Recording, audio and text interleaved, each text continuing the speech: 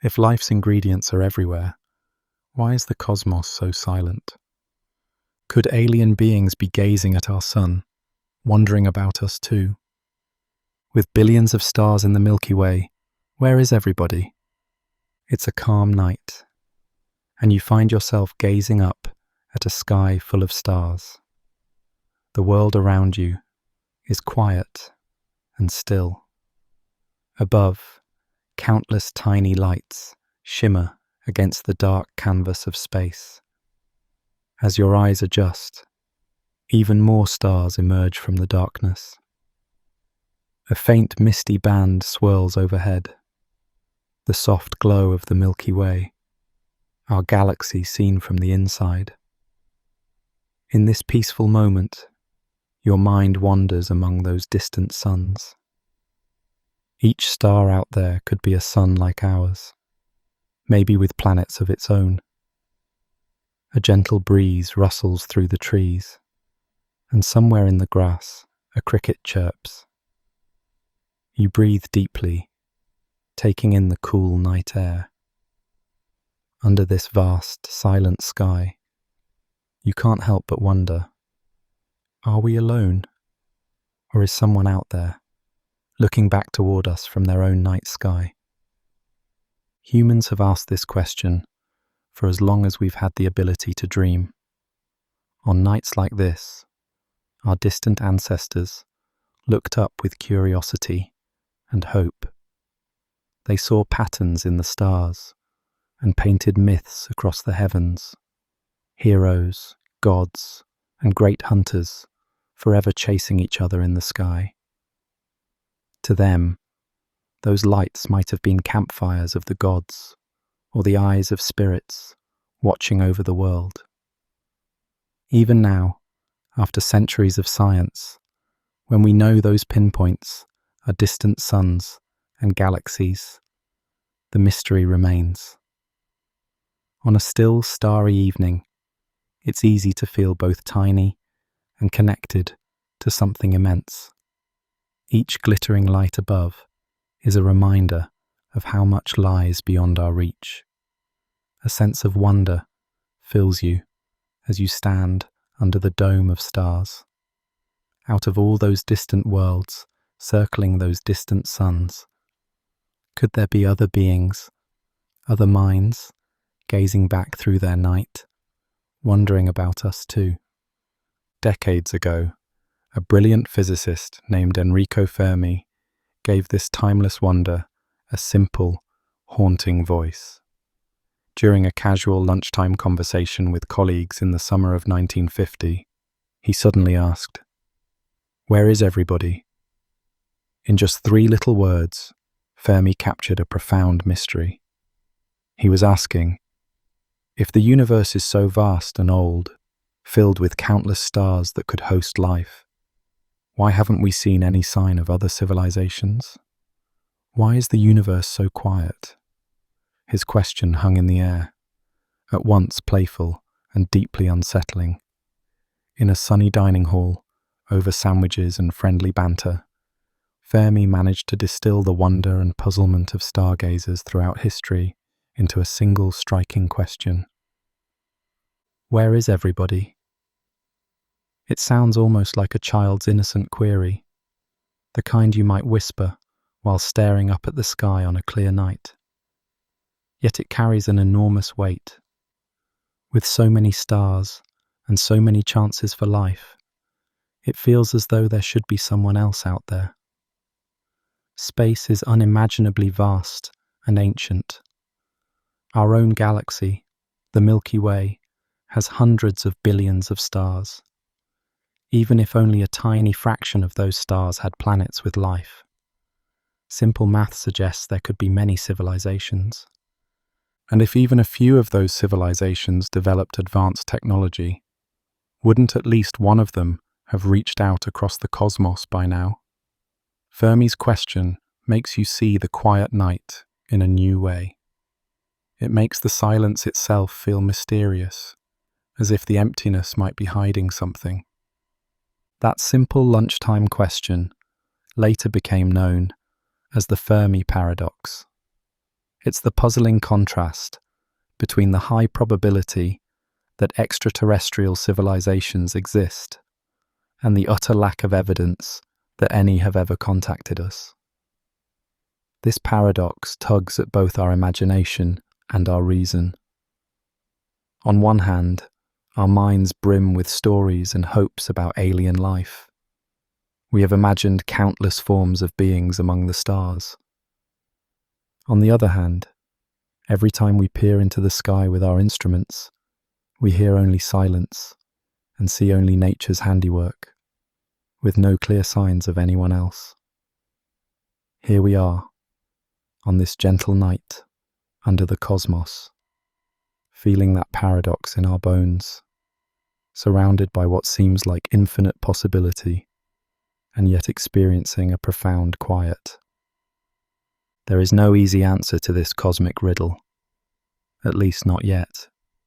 Instead, the question opens a door to more questions, inviting us on a journey of reflection and discovery. It urges us to consider the scale of our galaxy, the nature of life and intelligence, and the limits of our own perspective.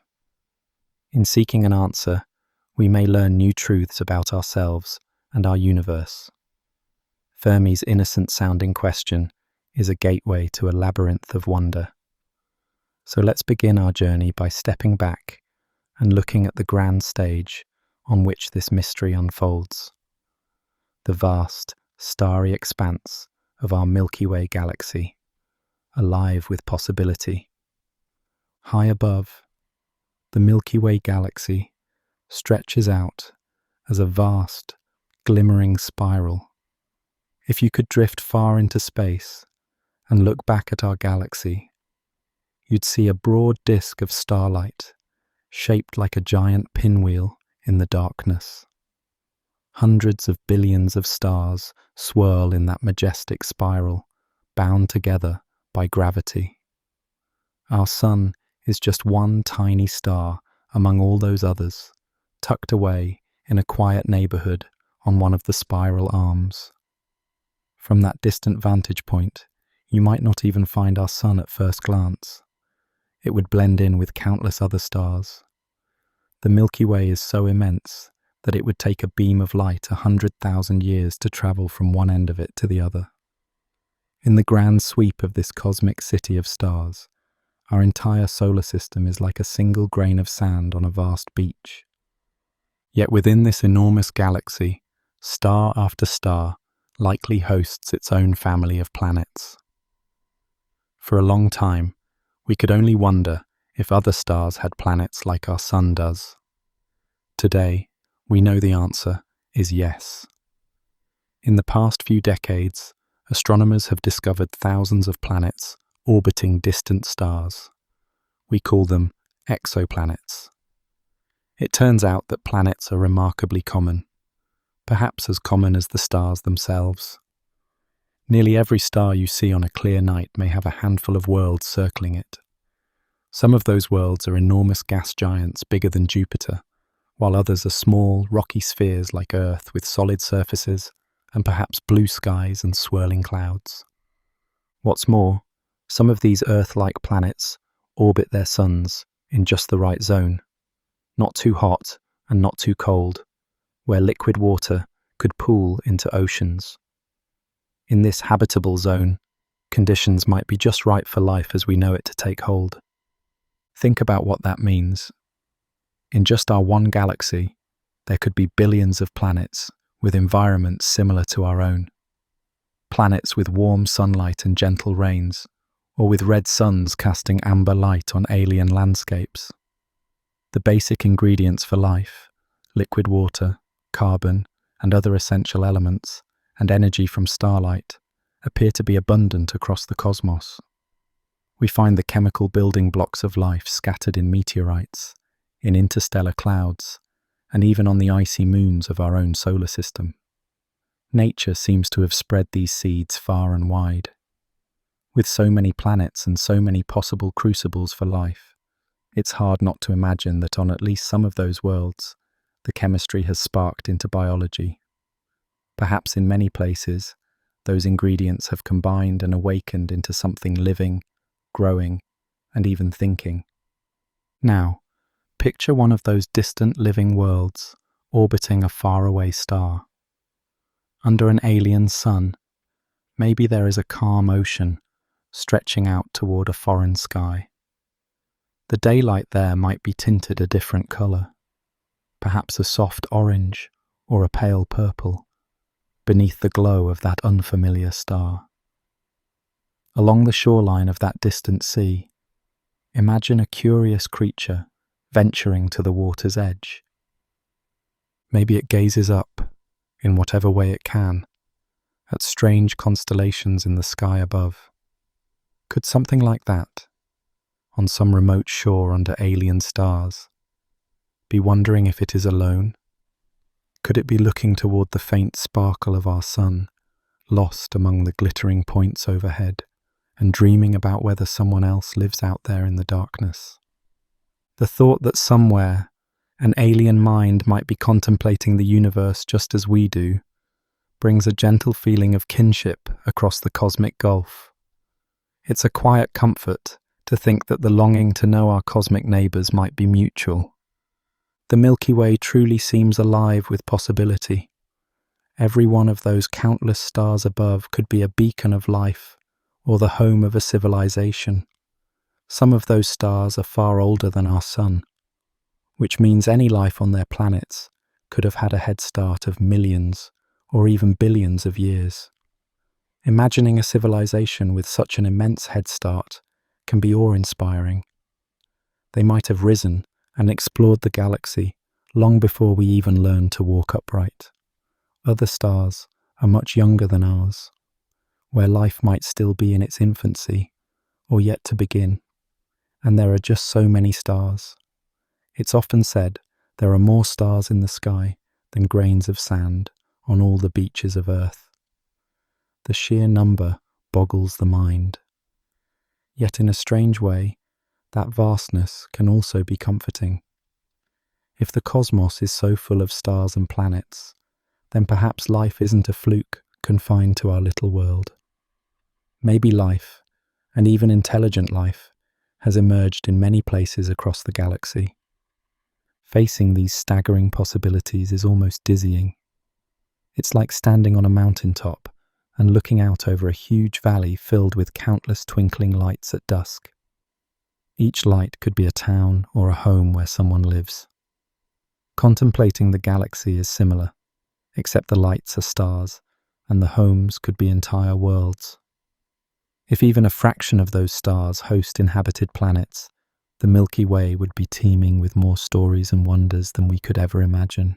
Statistically speaking, it seems nearly inevitable that somewhere among those billions of stars, other intelligent beings have arisen. In the face of such abundance, Fermi's simple question echoes more loudly than ever. With so many possible neighbors, where is everybody? Yet so far, we haven't detected any voices or signals that clearly come from those potential cosmic neighbors. Not even a faint whisper that we can be sure is from an alien intelligence.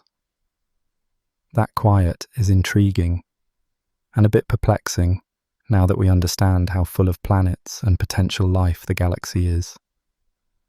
The silence feels deeper, almost eerie, because the stage around us seems so crowded with possibility and yet remains mute.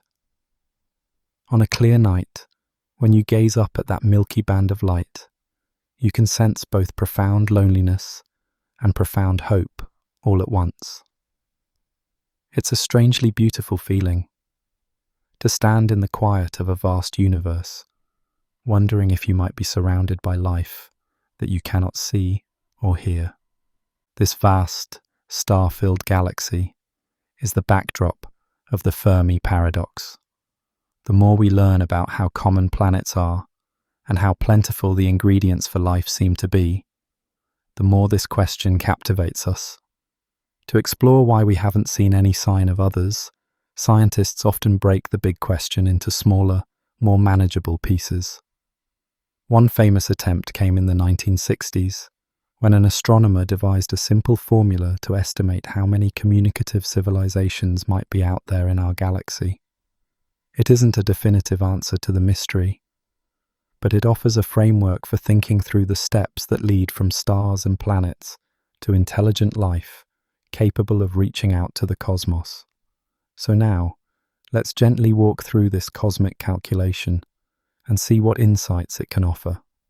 In the early 1960s, an astronomer named Frank Drake tried to tackle the question of extraterrestrial civilizations in a clever, systematic way.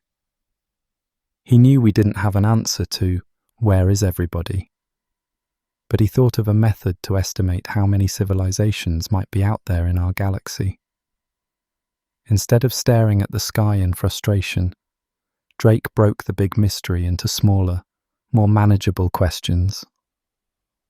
The result was a simple equation, now famous as the Drake equation, that multiplies together a series of factors to give an educated guess about the number of detectable civilizations. Drake first wrote it down as a guiding agenda for a meeting of scientists who had gathered to discuss the search for alien life. It wasn't meant to be exact, but rather to help frame our ignorance and our hopes in a more concrete way. Imagine walking through the steps of this cosmic equation. First, consider the stars themselves. How many new stars are born in our galaxy each year? This sets the pace of new potential solar systems emerging over time. Our Milky Way is busy with star formation. On average, perhaps a few new stars ignite every year, each a fresh opportunity for planets and possibly life. Next, take those stars and ask, how many of them have planets? We've learned that planets are extremely common, so this fraction is high. Likely most stars have at least one planet, and many have several. Already, the stage is looking crowded with worlds. Now, of all those planets, how many might be suitable for life? Not every world will have the right conditions. Many planets are too hot, too cold, or otherwise inhospitable. But some fraction of them will orbit at just the right distance from their star, with conditions where liquid water could exist and life could potentially take root. Perhaps it's 1 in 5 or 1 in 10. Whatever the number, we include that fraction. We're narrowing down to the worlds that could be Earth-like oases in the vast desert of space, the planets that have the potential to host oceans, atmospheres, and the chemistry of life. Next comes a truly profound mystery. On what fraction of those welcoming worlds does life actually begin? This is a question we only have one example to inform: Earth. On our planet, life started relatively early in its history, which might hint that life can arise wherever conditions allow. Perhaps life is a common outcome, given enough time and the right ingredients. Or perhaps Earth was a lucky exception, and life is exceedingly rare. We just don't know yet. In Drake's equation, this uncertainty becomes one of the factors. We take the habitable worlds and multiply by the fraction that actually spark into life. If life arises easily, this number could be high, close to 1, meaning nearly all suitable planets get life. If life is a fluke, it could be vanishingly small. But we're not done. Having life on a planet, simple microbes or plants for instance, is one thing. The next step asks, on how many of those life-bearing worlds does life evolve into intelligent, complex beings? Again, we look to Earth for clues. For billions of years, our planet was populated only by microbes and simple creatures. Complex animals took a long time to appear, and only one species so far, humans, developed technology and civilization. It's possible that while simple life might be common, intelligent life, the kind that builds tools and asks questions about the universe, could be much rarer. Maybe intelligence needs a lucky series of events, like stable climates or the right kind of planetary environment to eventually blossom. In the Drake equation, we include a factor for this: the fraction of living worlds that go on to produce intelligent life capable of culture and technology. Even intelligence isn't the final step. The equation then considers what fraction of intelligent species go on to develop technologies that would let them communicate across interstellar space. After all, a species might be clever, but never invent radio or telescopes. They might live in a water ocean under ice, never seeing the stars, and thus never reaching out to the cosmos. Perhaps a society advances technologically, but chooses not to send signals, or they use communication means we wouldn't detect. However, let's suppose some do broadcast their existence, intentionally or not. They beam radio waves into space, or shine lasers, or leak radiation from their activities that we could pick up over the light years. Drake's formula has a factor for that too: the fraction of intelligent civilizations that produce detectable signals we can potentially hear or see. Finally comes a factor that might be the most poignant of all: the average lifespan of a communicating civilization. In other words, for how long does an advanced civilization release signals into space? This determines how many civilizations might share the galaxy with us at the same time. A civilization could flare into technological brilliance and then fade away, maybe due to self-destruction, natural disasters, or simply losing interest in cosmic communication. If, say, an alien society only sends out signals for 100 years before falling silent, the odds of our timelines overlapping might be very small. But if they last for millennia or longer, there's a better chance two civilizations might exist concurrently and detect one another. We represent this idea with L, the average length of time a civilization remains detectable. It's a reminder that even stars live for billions of years, but the window during which a society might reach out could be brief. When you multiply all these factors together, the rate of star formation, the fraction of stars with planets, the number of habitable planets per system, the fraction that develop life, the fraction of life-bearing worlds with intelligent life, the fraction of those that communicate, and the lifespan of communicative civilizations, you get an estimate of how many civilizations might be out there in the Milky Way that we could, in principle, detect. If you plug in optimistic values, you might conclude the galaxy should be humming with many civilizations. Plug in very pessimistic values, and you might end up with the sobering possibility that we are essentially alone, the only technology-bearing species in our galaxy. In truth, we don't know most of these numbers with any certainty, so the Drake equation doesn't give a single answer. Instead, it serves as a kind of roadmap, showing us where the big uncertainties lie. It tells us what we might need to learn to solve the riddle. For example, finding out how common life is, or how often intelligent life arises. Frank Drake's equation transformed the nebulous question of, "Are we alone?" into a series of smaller questions that scientists could at least discuss and investigate. Over the years, as we've discovered more about stars and planets, we've been able to fill in some pieces of the puzzle. We now know that planets are abundant, which boosts the chances for life's stage to be set in many places. But other pieces, like the fraction of planets with life, or the lifetime of civilizations, remain profound unknowns. The equation hasn't solved the Fermi paradox. The silence persists. But it gives us a structured way to think about it.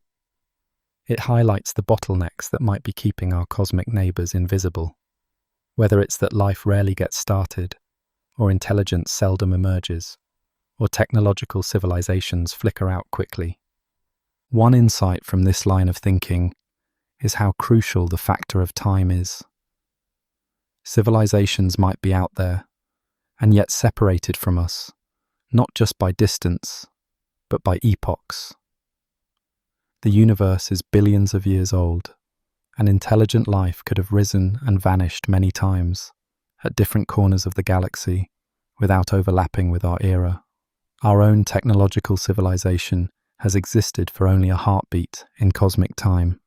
When we consider why we haven't heard from anyone, we have to remember how brief and recent our listening has been. This brings us to the importance of timescales beyond our own experience.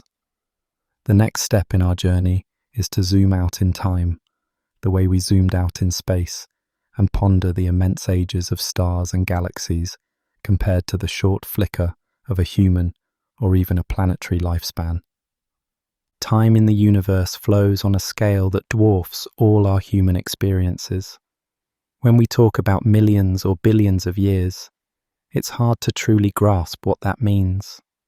Our lives are fleeting moments, and even the span of human civilization is just the blink of an eye compared to cosmic history.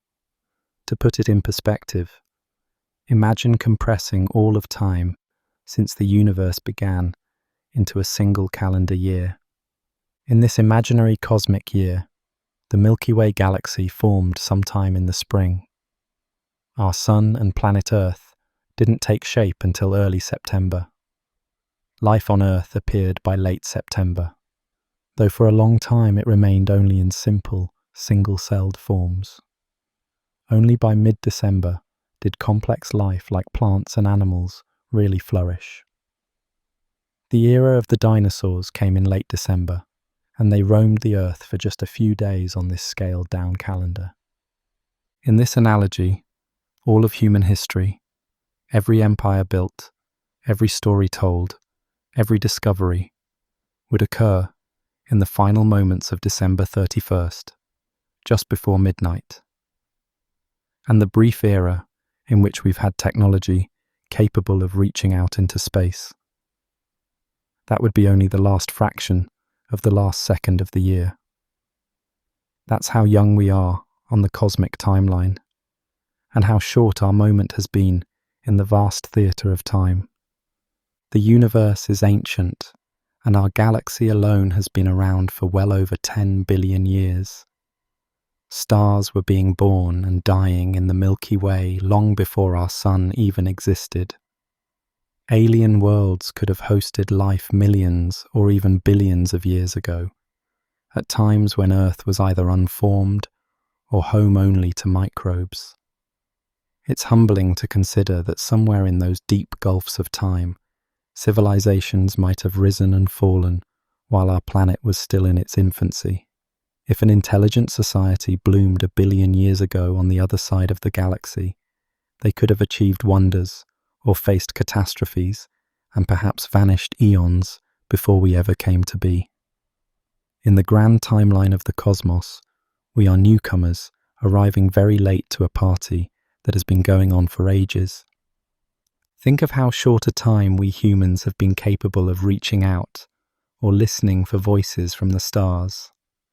Modern Homo sapiens have been around for roughly 200,000 years, but only in the past century or so have we had radios and telescopes, the tools needed to communicate across cosmic distances. For nearly all of Earth's history, the planet was silent in the cosmic conversation. If other beings were sending signals our way 1,000 years ago, or 1,000,000 years ago, no human would have been around who could hear them. Their messages, no matter how strong or clear, would have washed over a lifeless or uncomprehending Earth. We only tuned into the cosmic conversation very recently. It's entirely possible that we've simply missed signals that came before we were ready to listen. Likewise, our own signals have just begun to trickle out into space. The very first radio broadcasts from Earth, faint echoes of early 20th century music, news, and dramas, have travelled barely 100 light-years away by now. In galactic terms, that's a minuscule distance, a tiny bubble of radio waves expanding into the darkness. Only the stars within that small radius could potentially detect the fact that Earth has developed a technological society, and there are only a few hundred such stars, a mere handful compared to the hundreds of billions in our galaxy. Beyond that bubble, the universe has yet to hear from us. As of this moment, we're essentially invisible beyond our cosmic neighborhood, and we've been broadcasting for such a short time that most of the galaxy hasn't had a chance to know we exist. The timing of civilizations may be a key piece of Fermi's puzzle. Even if life and intelligence arise often across the galaxy, they might rarely overlap in time. Think of civilizations like fireflies in a vast, dark field. Each one lights up briefly and then fades. Two fireflies far apart might never be aglow at the same moment. It could be similar with intelligent societies. Perhaps right now, we are the only civilization in the Milky Way that's actively broadcasting or listening, simply because others have not yet arisen or have already died out. Or maybe others exist at this very moment, but they are too far away and their signals too faint, so our lights haven't intersected. The cosmic night may indeed be full of these lonely flickers, separated by immense distances and epochs. Viewing the problem this way transforms the paradox into a poignant reflection on time and chance. We might be early bloomers, among the first intelligent species to reach this level, with many others perhaps to follow, long after our civilization is gone. Or we might be late bloomers, arriving after many others have had their turn. It's also possible that some civilizations do share the galaxy with us right now, but so far we and they remain unaware of each other, like distant ships passing in the night, each on its own schedule. In any case, the great quiet we experience could be as much about timing as it is about space. The silence might not mean we're alone forever, only that, in this moment, our cosmic clocks haven't aligned. All these possibilities remind us just how brief our own experience has been. We peer into the sky and wonder about others, but we've only been doing so for the tiniest sliver of cosmic time. The stars around us have been shining for eons. Their stories of life, if any, might stretch across ages, while our story has only just begun. It's a humbling realization and a reminder to be patient. The universe doesn't follow human time frames. If we're to find company among the stars, we may need to listen and wait far longer than we have so far, perhaps for many generations. The silence we hear today isn't necessarily permanent. It may simply be that the cosmic conversation unfolds slowly over epochs, and we must be willing to keep listening. Yet even in the short time we've had, we haven't been content to simply wait in silence. As soon as we had the capability, we started searching the skies for any sign of others. In the middle of the 20th century, once radio technology and big telescopes came of age, scientists began to listen for faint whispers from the stars. These were the first tentative efforts of a project that would later be known as SETI, the search for extraterrestrial intelligence. Those initial experiments were humble by today's standards, limited in their range and sensitivity, but they marked the moment humanity put a figurative ear to the cosmos. It was our way of saying, we're here and we're listening. Having pondered the vastness of space and time, our journey now turns to those early listening endeavors, the first chapters in our attempt to connect with whatever other minds may dwell out in the dark. On a spring day in 1960, at a remote observatory in Green Bank, West Virginia, a young astronomer named Frank Drake set up an experiment unlike any before it. He pointed an 85-foot radio telescope toward a nearby star, tuned it to a quiet frequency, and began to listen. Drake's target was a sun-like star called Tau Ceti, and later its neighbour, Epsilon Eridani, both relatively close by cosmic standards. He was listening for something that had only been dreamed of in science fiction, a deliberate signal from an alien civilization. This pioneering endeavour was given a whimsical name, Project Ozma, after a princess in a fairy tale who could communicate across great distances. In a way, it felt like a fairy tale quest. Sitting alone in the wooded quiet of an observatory, straining to hear a possible hello from across the galactic gulf. Day after day, Drake and his colleagues monitored the telescope's receiver, which was tuned to a frequency they thought might be universal, the wavelength emitted by neutral hydrogen, a fundamental signal in the cosmos.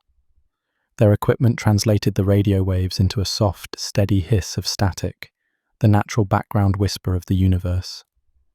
They heard the crackle of lightning from distant thunderstorms on Earth, and the faint hum of cosmic noise. But amid that wash of sound, they were searching for something that stood out, a tone or a pattern that nature alone wouldn't produce. It was a bit like searching for a single flute playing in the middle of a windstorm. They listened patiently, hour after hour, with hope in their hearts that at any moment a faint, clear note of intelligence might drift in from the stars. Project Ozma lasted for weeks through that spring and summer of 1960. During one brief moment, the instruments picked up a curious signal, a series of pulses that stirred excitement in Drake's small team. Could this be it? Had they caught the first greeting from another world? Their hearts must have pounded as they double-checked the equipment.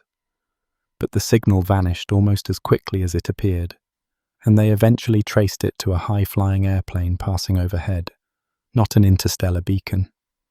In the end, Project Ozma did not hear any alien voices. Only silence and static answered the call. But Drake was not disheartened. This was just the beginning. The first time humanity had reached out with its ears to ask the cosmos, "Are we alone?" And just attempting it felt profound. In the years that followed, other astronomers took up the search, inspired by the quiet bravery of that first listening experiment. They built more sensitive instruments and pointed them at more stars, widening the search for that elusive cosmic signal. The effort gained a name and a community, SETI, the Search for Extraterrestrial Intelligence, and many minds and ears joined in. Through the 1960s and 1970s, a handful of projects tuned into the sky, each like a small lighthouse scanning the dark sea for another distant light. They tried different frequencies, targeted nearby sun-like stars, and even dreamed up plans for huge all-sky surveys. Each new attempt was driven by the same hopeful question, the same quiet longing that Fermi had voiced. Where is everybody? There is a certain romance to those early searches. One can picture a scientist in a dimly lit control room late at night, the green glow of an oscilloscope reflecting in his glasses, a background hum filling the silence. Outside, the gigantic dish of the radio telescope stands under the starry sky, slowly swinging to scan the heavens. Each time the telescope moves to a new target star, there's a flutter of anticipation. Perhaps this will be the moment. Perhaps a faint melody of data will rise out of the noise, proof that someone else is out there. It never came. Not yet. But the act of listening itself felt like a message, a way of saying we haven't given up hope. We were, and are, willing to spend long, quiet nights in pursuit of an answer. Those first whispers of a search marked a turning point in our relationship with the cosmos. For the first time, we weren't just passively wondering about alien life. We were actively checking, like a person lifting a phone to see if there's a dial tone from the stars. It was a modest start, akin to calling out into a vast forest and waiting to hear an echo. And although the forest has remained quiet, the very attempt has brought us a kind of kinship with the night sky. With each early project like Ozma, humanity was learning how to listen better, to refine our ears for whatever faint signals might be out there. We were teaching ourselves the patience and discipline needed to communicate on cosmic timescales. All of these efforts, from the early days onward, were driven by the same spark that led Enrico Fermi to pose his famous question. In fact, Fermi's lunchtime query back in 1950 was a big part of what inspired scientists like Drake to search it all. As we reflect on the beginnings of SETI, it's worth revisiting that moment when Fermi bluntly asked, "Where is everybody?" and crystallized the paradox that still challenges us. So let's step back in time for a moment, to that casual lunch, when a simple question stopped a handful of brilliant minds in their tracks and echoed across the decades. It was a sunny day in the summer of 1950 at Los Alamos National Laboratory in New Mexico. 4 physicists, among them the brilliant Enrico Fermi, strolled to the cafeteria for lunch. As they sat down with their trays, the conversation was light and whimsical. They chatted about a recent spate of UFO sightings that were in the news, and a funny cartoon in the newspaper depicting aliens and flying saucers. The atmosphere was casual and jokey, just colleagues enjoying a break. Then, seemingly out of the blue, Fermi looked up and asked, in a tone that was both earnest and wry, "Where is everybody?" At first, the others around the table laughed. It seemed like a simple, almost childlike question, but everyone understood instantly what Fermi meant. With all their talk of extraterrestrials, both serious and in jest, Fermi was pointing out the elephant in the room. In a universe so vast, with billions of stars in our galaxy alone, why hadn't any evidence of alien life showed up? Why had no one, as far as we could tell, paid Earth a visit, or at least sent a signal? In that moment, a lively lunch conversation turned into something more profound. The table fell quiet for a bit as the scientists pondered Fermi's question. It was the kind of question that can send a chill down your spine, even on a warm, sunny day. Fermi, being one of the most quick-thinking minds of his time, didn't leave the question hanging for long. He began to reason it out right there over his sandwich. He estimated the number of potential Earth-like planets, and imagined that if an intelligent civilization arose on one of them, it could eventually develop interstellar travel. Even at speeds far slower than light, perhaps a civilization could spread from star to star, hopping across the galaxy over tens of millions of years. Given that the Milky Way was billions of years old, Fermi pointed out, there had been plenty of time for some civilization to have done this already. So, he reasoned, if advanced aliens exist, Earth should have been visited by now, or at least we should see some sign of their presence. Yet, glaringly, we do not.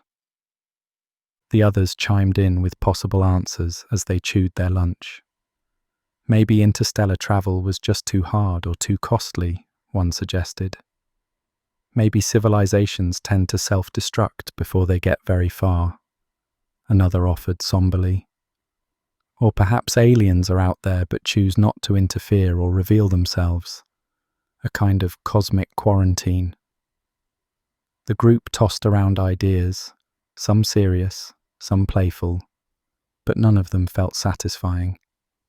Fermi's simple question hung in the air, acquiring weight as they thought it through. In 3 words, where is everybody? He had encapsulated a puzzle that touches on astrophysics, biology, technology, and even philosophy. The lunch ended without a definitive answer. How could there be one? But Fermi's question would not fade away.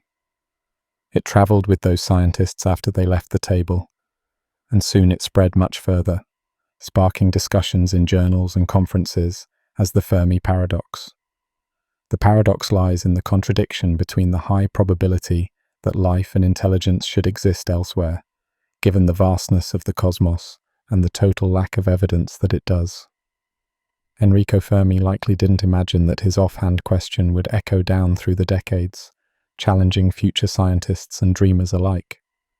But it has, and to this day, where is everybody remains one of the most compelling and haunting questions we can ask.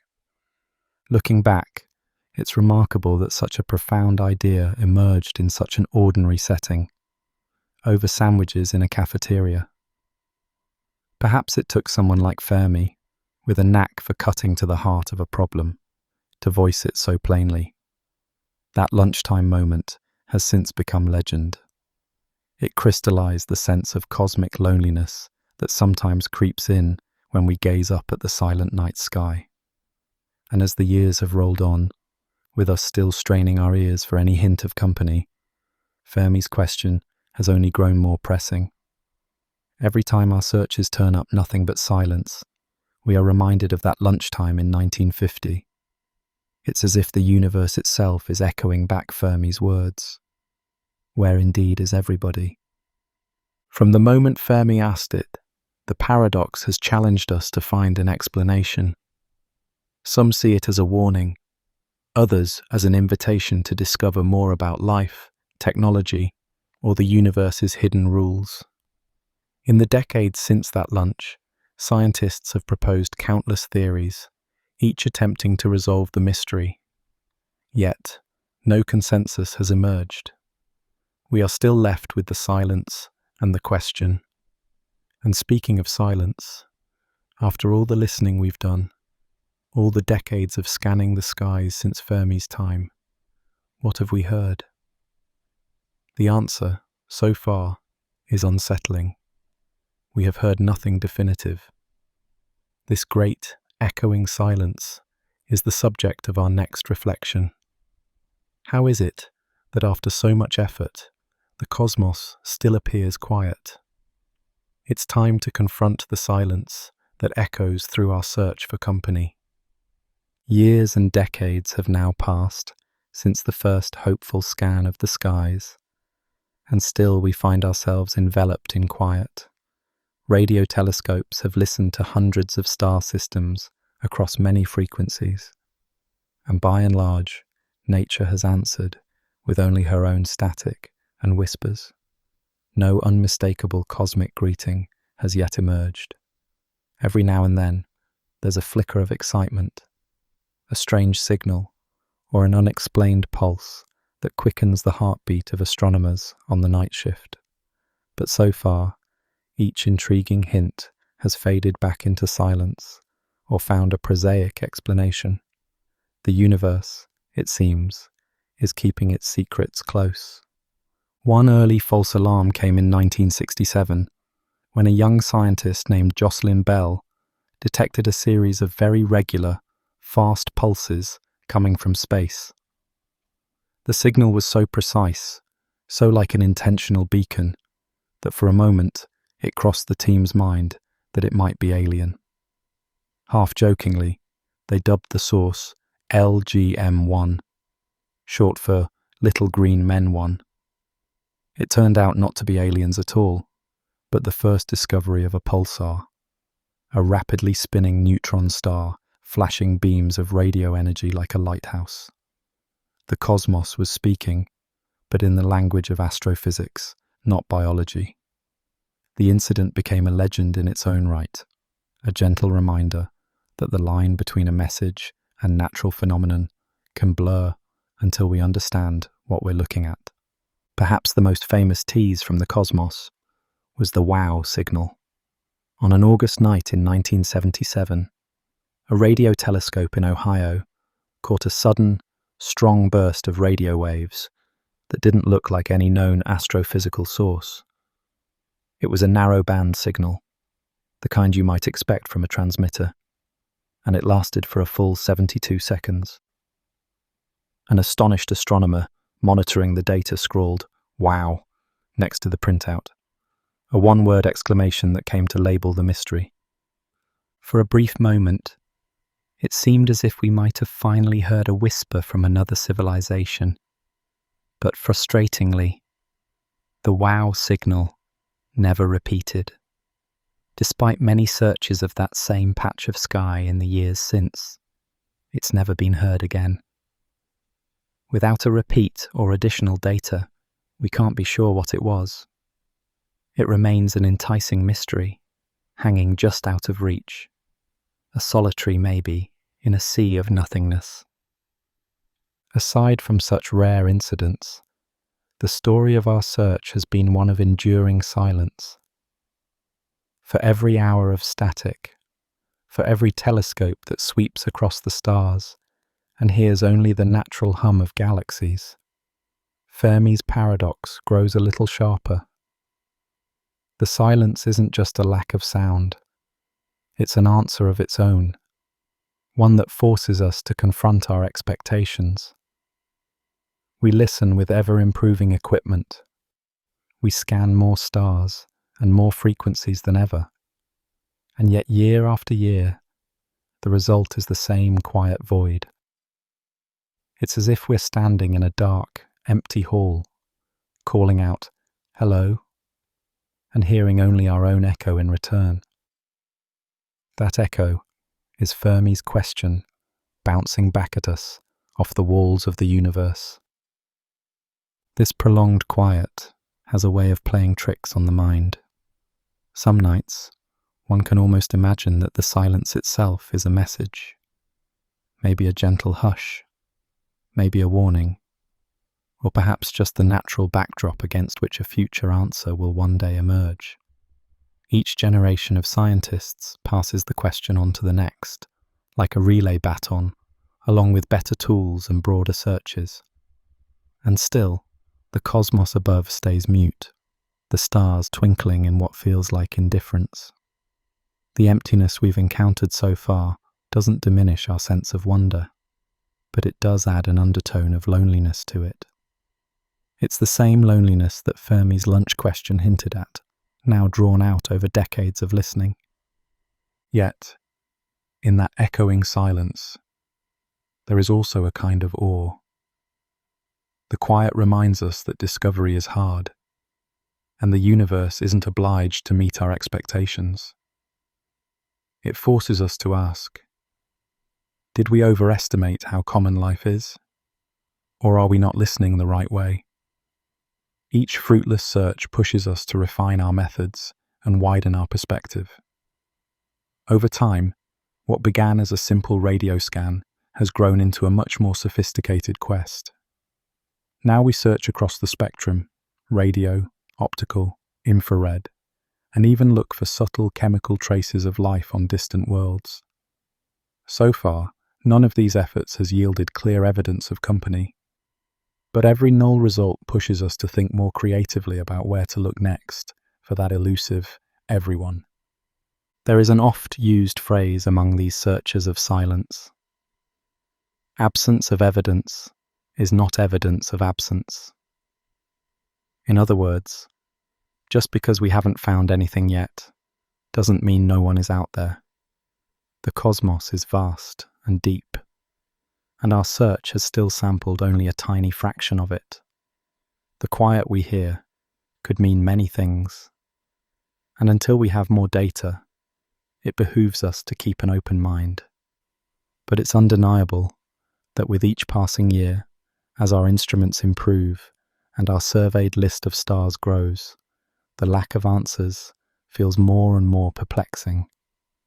The tension between what we expect to find and what we actually observe continues to build. We stand today at a strange crossroad. We know more than ever about the abundance of planets and the possibilities for life, knowledge that has raised our hopes sky high. And yet we still face a cosmic silence as profound as when Fermi first posed his question. This tension between expectation and reality is the heartbeat of the Fermi paradox in our current era. To truly feel the weight of it, we must look at how our growing knowledge has only deepened the mystery.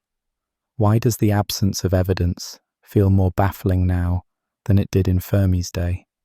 To explore that, let's examine the strides we've made in understanding the cosmos and how each discovery rather than solving the paradox, has made the silence even louder. As our knowledge of the universe has grown, so too has our expectation that we surely can't be alone. In Fermi's day, the existence of planets around other stars was still an open question.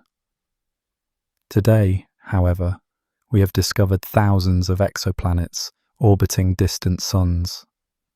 They come in all sizes and types, from giant gas worlds to rocky, Earth-sized planets orbiting in the just right zone for liquid water.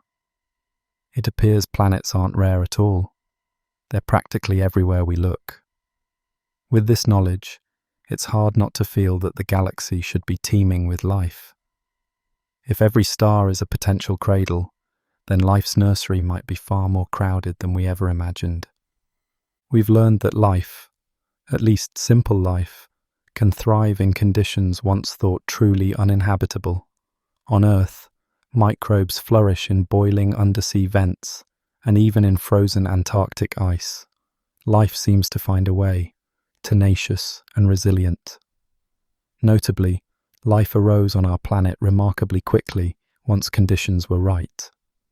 These insights hint that if the ingredients for life are common, and we know molecules like water and carbon permeate the cosmos, then perhaps the emergence of life is not a rare fluke. Maybe, given a wet rock and a few million years, life is almost inevitable. This raises our expectations further. If life sparks wherever it can, then many living worlds should be sprinkled among the stars. Beyond simple life, what about intelligence? Earth's history suggests that given enough time, complex and intelligent life can evolve from simpler beginnings. It happened here with humans. We even see glimmers of smarts in other creatures like apes, dolphins, and crows. So imagine all those Earth-like planets that might be 1 billion or 2 years older than ours. Could they have nurtured thinking beings long ago? With so many worlds and so much time, one would expect that not just life, but intelligent civilizations have arisen repeatedly. That leads many scientists to ask, not, do aliens exist, but rather, given that they likely do, why haven't we seen them yet? And yet, the reality that confronts us is the same quiet emptiness that so puzzled Enrico Fermi. The more evidence we gather that should point to others out there, the more perplexing their absence becomes. It's a true tension between expectation and observation. Statistically, with the vast number of habitable worlds that likely exist, we would expect a galaxy rich with civilizations. But empirically, we find no clear signs of anyone. Every telescope image, every radio scan, every space probe in our solar system has so far turned up nothing that undeniably indicates alien intelligence. It's as if we're living in a city of 1 million residents, and yet walking through empty streets, seeing no lights in the windows. A situation that just doesn't add up. This strange disconnect has prompted a flurry of hypotheses over the years, each attempting to bridge the gap between the likelihood of life and the silence we observe. One idea is that life may be common, but intelligent life, the kind that builds radios or rockets, is exceedingly rare. Perhaps Earth truly is a 1 in a billion fluke, where life hit the jackpot of complexity. Another possibility is that plenty of civilizations have arisen, but they tend to self-destruct or die out before they can reach out very far. A sobering thought that some call a hidden, great filter through which few pass. Others speculate that intelligent beings might be out there, but choose not to communicate. They could be observing us silently, as in the zoo hypothesis, or maybe they assume contacting young civilizations like ours is a futile or dangerous endeavor. There's also the notion that they might be communicating in ways we haven't learned to detect, using technologies or physics beyond our grasp. In short, maybe we're listening, but we're still essentially infants in a world of possible super technologies, missing the galactic conversation around us. Each explanation paints a different picture, and each has its own implications and emotional weight. If we are truly rare, that makes our existence feel even more precious and fragile, a solitary spark in a vast dark. If civilizations tend to wipe themselves out, it serves as a warning to us about our own future. If they're out there but hiding, it makes the universe feel a bit like a grand, unspoken play where we haven't been invited backstage. And if we're simply not yet clever enough to detect the subtle signals filling the cosmos, it challenges us to grow and keep searching. The truth might be one of these, or something we haven't even thought of. Perhaps stranger still. At this point, we just don't know. What we do know is that the contrast between what seems likely and what we actually see has never been sharper. We stand at a unique moment in history. On one hand, we've confirmed that the ingredients and venues for life abound everywhere we look. On the other hand, despite decades of effort, we have yet to catch a whisper from another intelligence. This juxtaposition can feel baffling, even absurd, as if the universe is playing a cosmic joke on our expectations. It leaves us in an uneasy state of wonder, convinced by numbers that we should have neighbours, yet confronted by a sky that might as well be a void. And so the Fermi paradox endures, stronger than ever. Instead of finding a solution, our progress has in some ways deepened the mystery. And perhaps that's all right. It reminds us that there's still so much we don't understand, and that the universe can still surprise us. The tension between our expectations and reality spurs us to keep searching and questioning. As we come to the end of this journey, we don't have an answer in hand. What we have instead is a renewed sense of awe. The mystery remains alive and unresolved, inviting us to be patient, to imagine, and to continue wondering. And that is where we must leave it, at least for now, as we reflect on what it means to wait and hope beneath the quiet stars. Here we are, still beneath that starry sky, waiting and wondering. The paradox remains unsolved, but perhaps that is part of its enchantment. Not knowing the answer allows our imaginations to roam free. As we close our eyes to the darkness, we can picture countless possibilities out there. Maybe there are civilizations millions of years old, their wisdom vast and gentle, watching the younger stars like guardians. Maybe there are worlds where life is just beginning, tiny microbes inching toward consciousness under alien suns.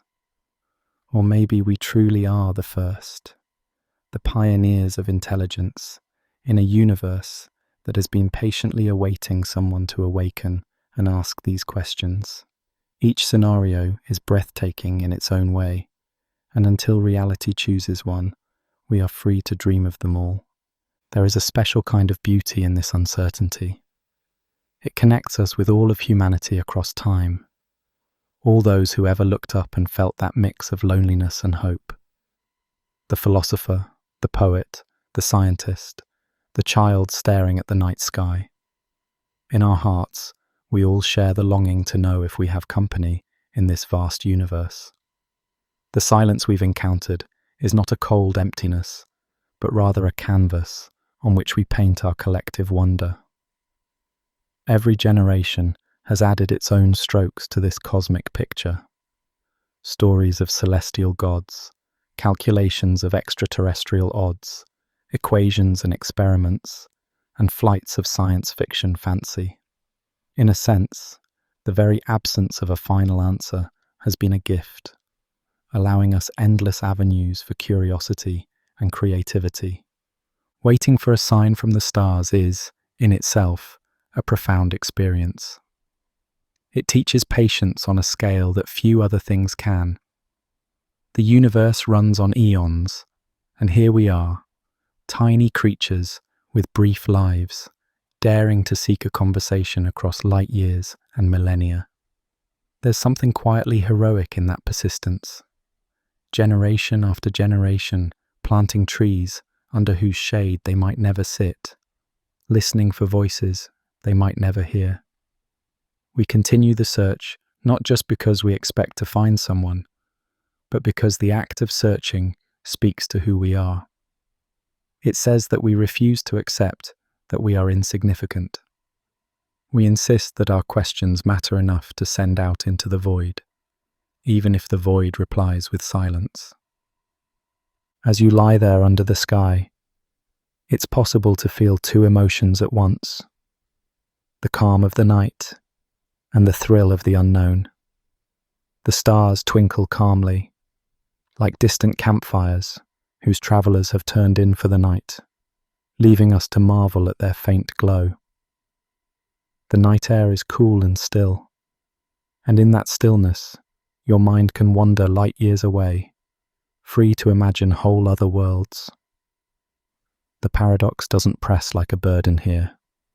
Instead, it opens up like a wide, starlit horizon, inviting contemplation. In the quiet, you realize that even if our calls into the dark have so far gone unanswered, the very act of calling has meaning. It affirms our desire for connection and our belief that somewhere, someday, a voice may answer back. So we watch and we listen. We send out spacecraft carrying golden records of music and laughter, in case someone finds them eons hence. We beam messages to the stars, signatures of our presence, on the off chance that they might be received. And we keep our radio ears open, sifting through the static with faithful dedication. Each new telescope that turns on, each new probe that ventures out, is an extension of our hope, a tangible expression of our optimism that the great silence is not the final word. Perhaps one day, the silence will be broken. Maybe it will happen in a way we least expect.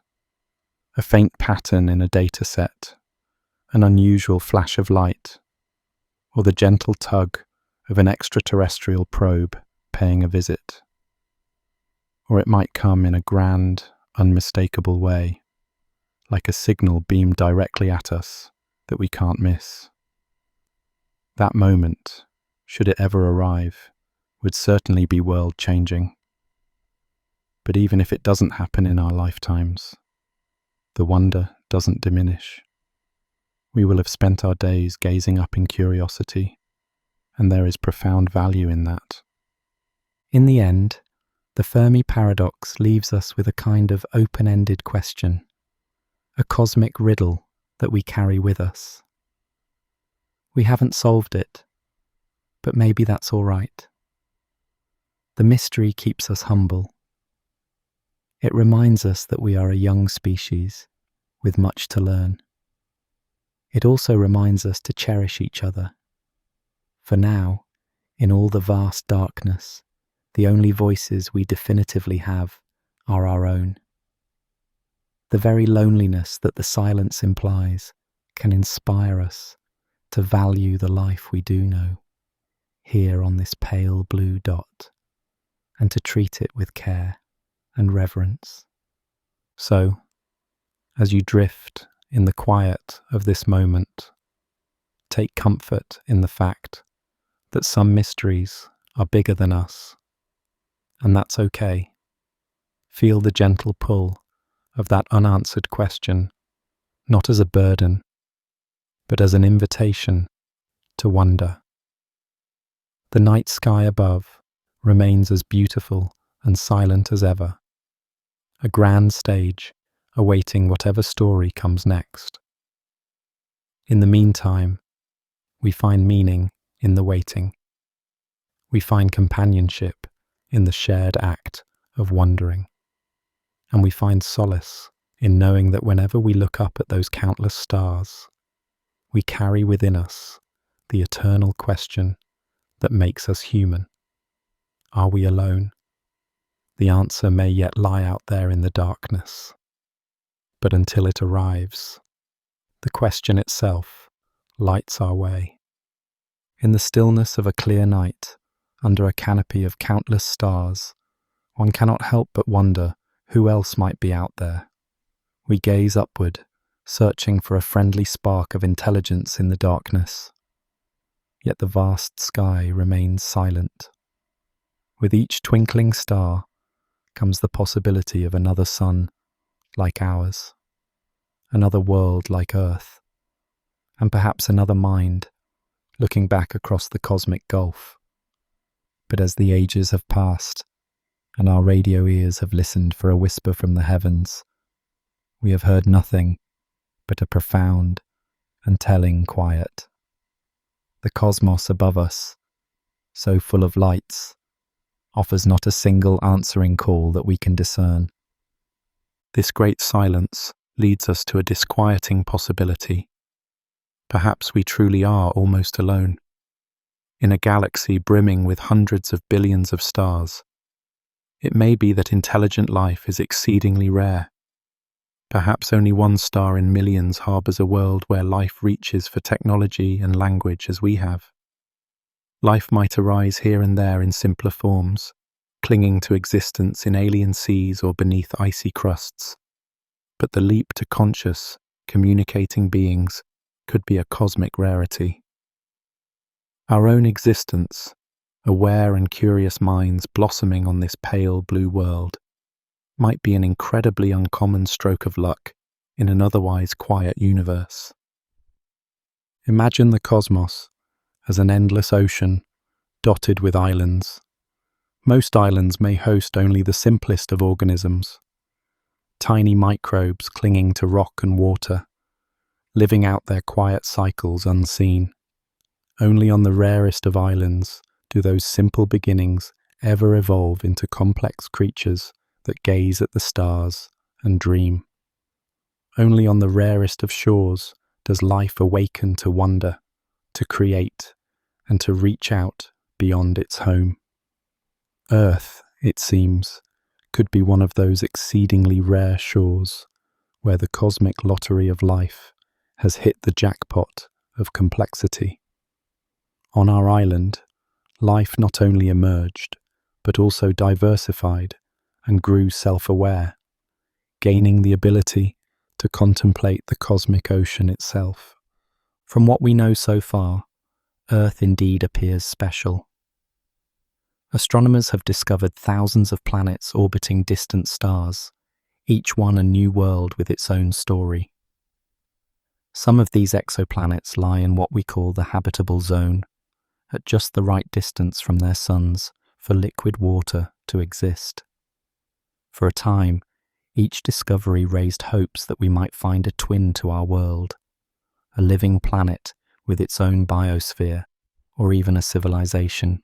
Yet none has revealed unmistakable signs of life, much less intelligent life.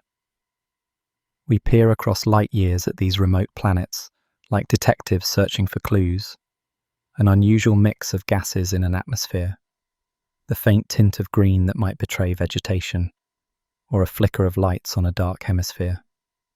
So far, each candidate remains quiet and seemingly lifeless to our instruments. It's entirely possible that the vast majority of planets are barren, or host only primitive life forms that never progress beyond microbes lurking in the shadows. Picture a radio telescope turned skyward on a lonely night, its giant dish like a cupped ear, listening for any faint call from the stars. Decade after decade, these ears have strained for a signal, a snippet of code, or a whisper of a carrier wave that would announce we are not alone. But all we have heard is static and the natural background hum of the universe. Apart from one or two tantalizing moments of ambiguous noise, such as a famous unexplained burst nicknamed the wow signal. No clear voice from an alien mind has ever been heard. The silence is as profound as if we were listening in a great empty desert for someone to call our name, and hearing only the wind. On our tiny island of life in the cosmic sea, everything fell into place, just so. The conditions on Earth have been remarkably conducive for life over billions of years, allowing living things not only to arise, but to slowly grow more complex and capable.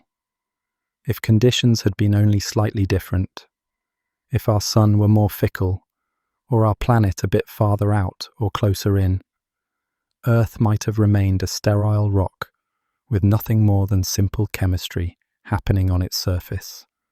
The sheer number of just right circumstances that have blessed our planet suggests that this combination might be exceedingly uncommon. Like the Goldilocks tale, so many factors had to be neither too hot nor too cold, but just right for us to be here now. For decades, people have imagined that the galaxy might be filled with life. Early on, many believed that where conditions were favorable, living worlds and even advanced civilizations would bloom across the stars like wildflowers in spring. Optimism soared as we learned that planets themselves are abundant, fueling hope that Earth was not unique. But the continuing silence has gently tempered those hopes, suggesting that something might be limiting the spread of intelligence far more than we once assumed. Scientists sometimes refer to this sobering notion as the rare Earth hypothesis, a recognition that among the countless worlds scattered through space, ours might be one of the very few to host complex, intelligent life. This perspective holds that while the universe could be teeming with planets, very few will ever become homes to creatures that can build telescopes and wonder about their origins. There may indeed be microbial life peppering the galaxy in hidden oases, perhaps in the subterranean oceans of distant moons or in the clouds of far-off planets. But minds capable of contemplating the cosmos, building radios, and reaching out across space might be so scarce that we could wander the stars for ages and never encounter another. This possibility carries a wistful weight. As we drift through space on our solitary world, it suggests there may be no others who have charted the stars or whispered their stories under alien skies. The great silence we hear when we listen for voices might not be due to our inadequacy or impatience, but because there are indeed few, if any, others to speak. The night sky becomes a beautiful yet lonesome panorama, a sea of lights with no visible shoreline of civilization beyond our own. It reminds us of how extraordinary it is that we are here at all to witness it, to give the stars names and seek their secrets. Yet the idea of being rare also inspires a kind of reverent awe at our fortune. Out of cosmic chance and delicate circumstance, thinking beings have bloomed on a small planet, circling an unassuming star. Against the vast backdrop of emptiness, our presence feels both miraculous and fragile. If the Fermi paradox, the puzzling question of why we have not found others, finds its answer in our extreme rarity, then our solitude is the flip side of a very special coin. Perhaps the answer to "where is everyone" is simply that in most places, the journey from primordial soup to conscious mind almost never comes to fruition. If intelligent life is truly so rare, every aspect of our existence takes on a cosmic significance.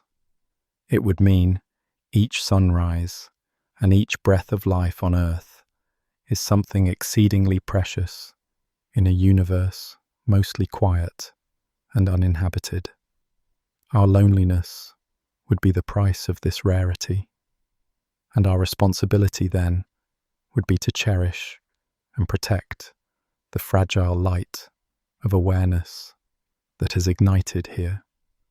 As we ponder this humbling idea, the mystery only deepens, softly urging us to examine why life, especially intelligent life, might be so scarce. What hurdles must be overcome to reach the point where a species can look up at the sky and ask such questions? In the beginning, Earth was a silent world of rock and water, with no hint of life's presence. The young planet boiled and churned, oceans forming under stormy skies lit by relentless lightning.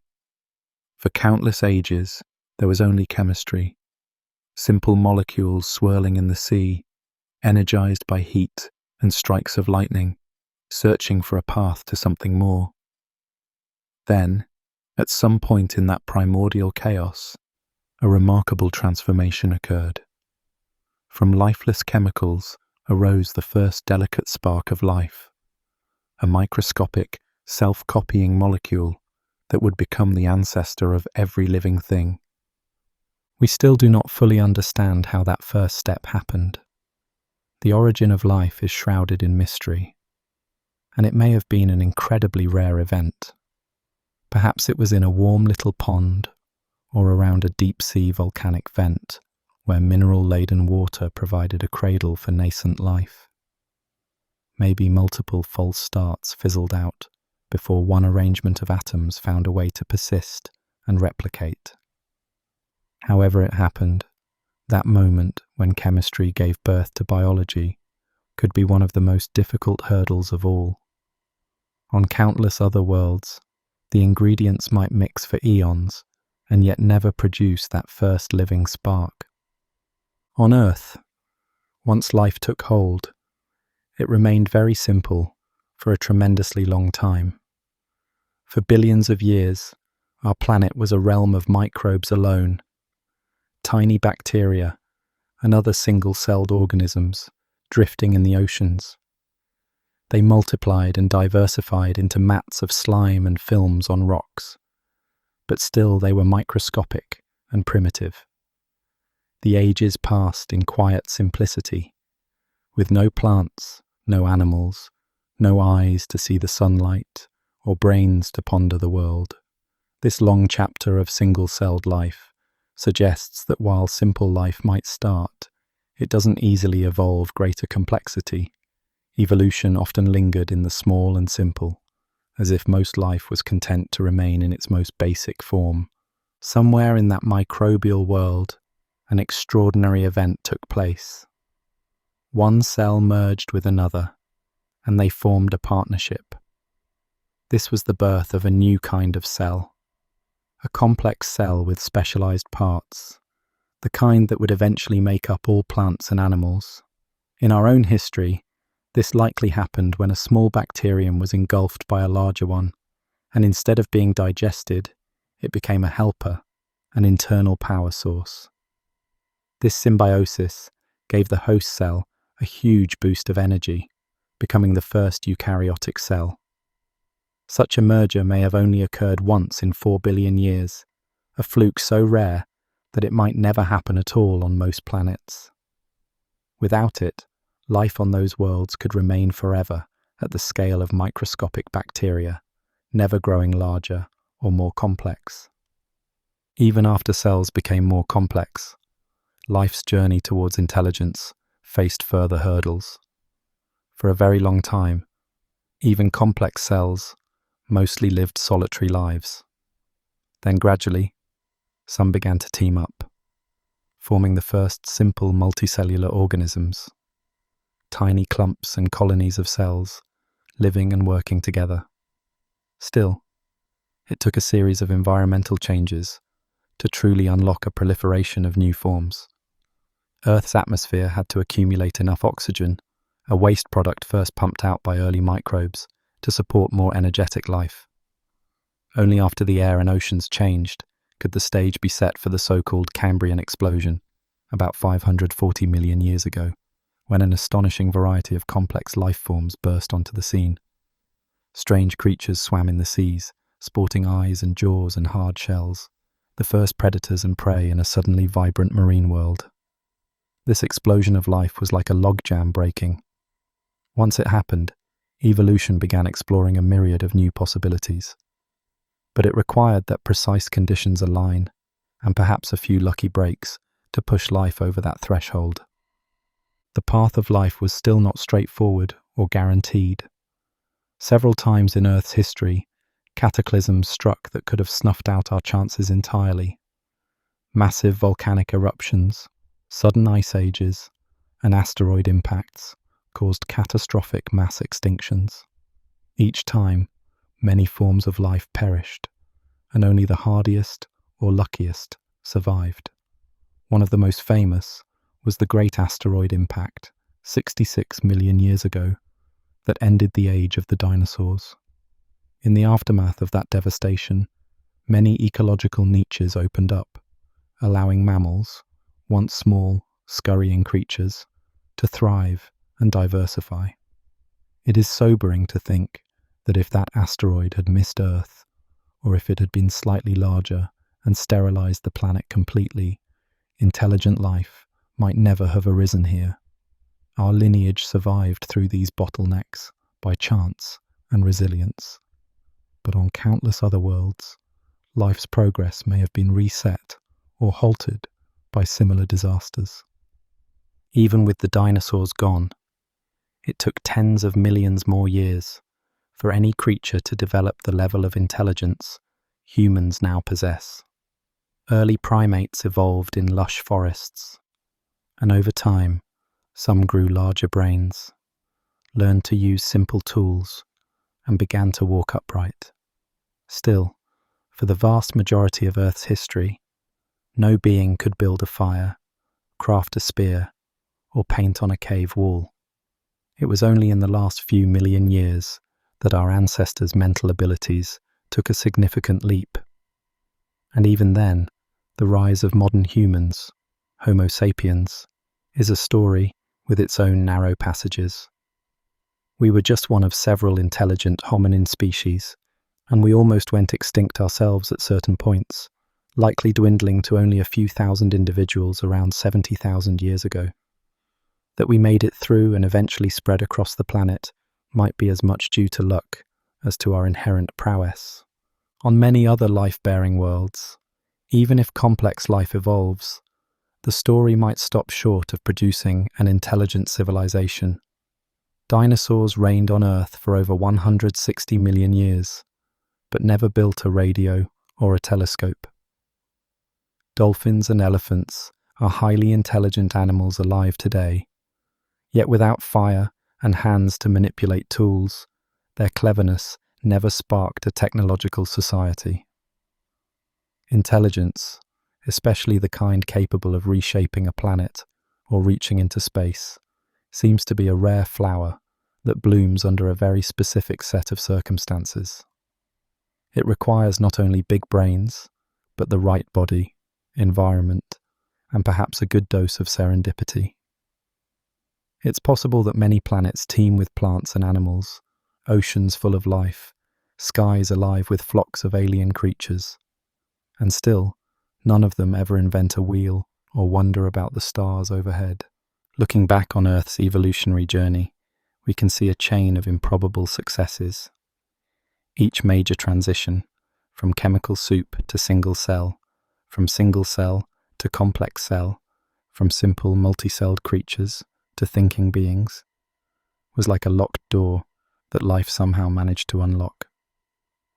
If any one of those doors had remained closed, we would not be here to tell this tale.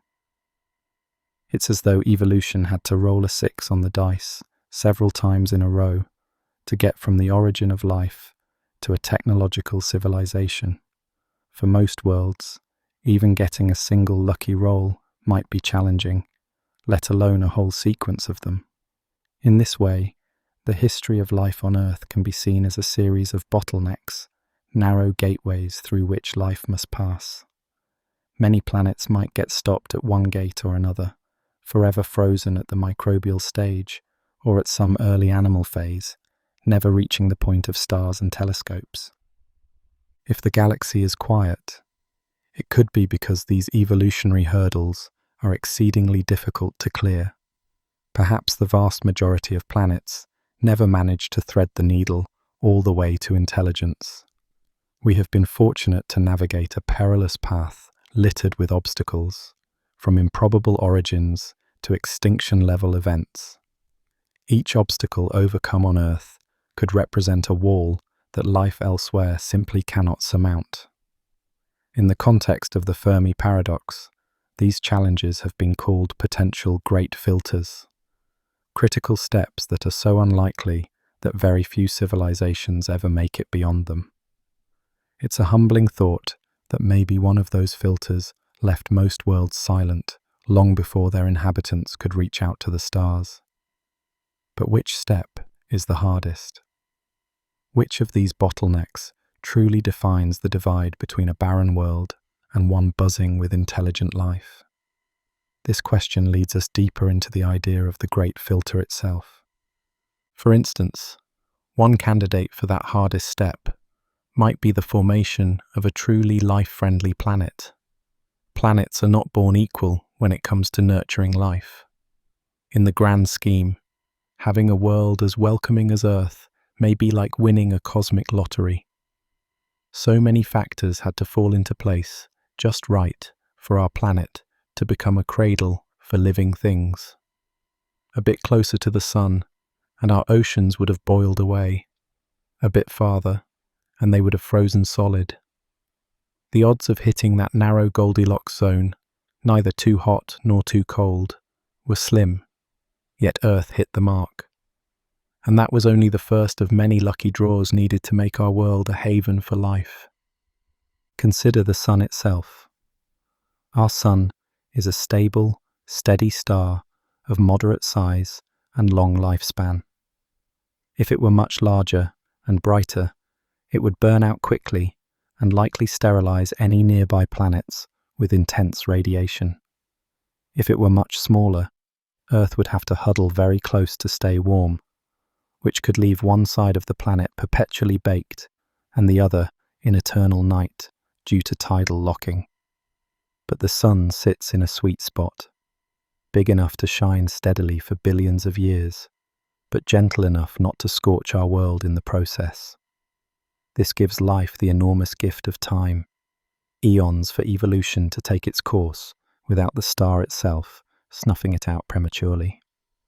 Earth, too, has some ideal traits that set it apart as a life-friendly haven. It's just about the right size. Large enough to hold onto a protective atmosphere and oceans, but not so massive that its gravity locks everything in a crushing embrace or builds a thick, suffocating envelope of gas. Thanks to its size and the heat retained deep inside, Earth has a molten core that generates a magnetic field, a hidden force shield that deflects deadly solar winds.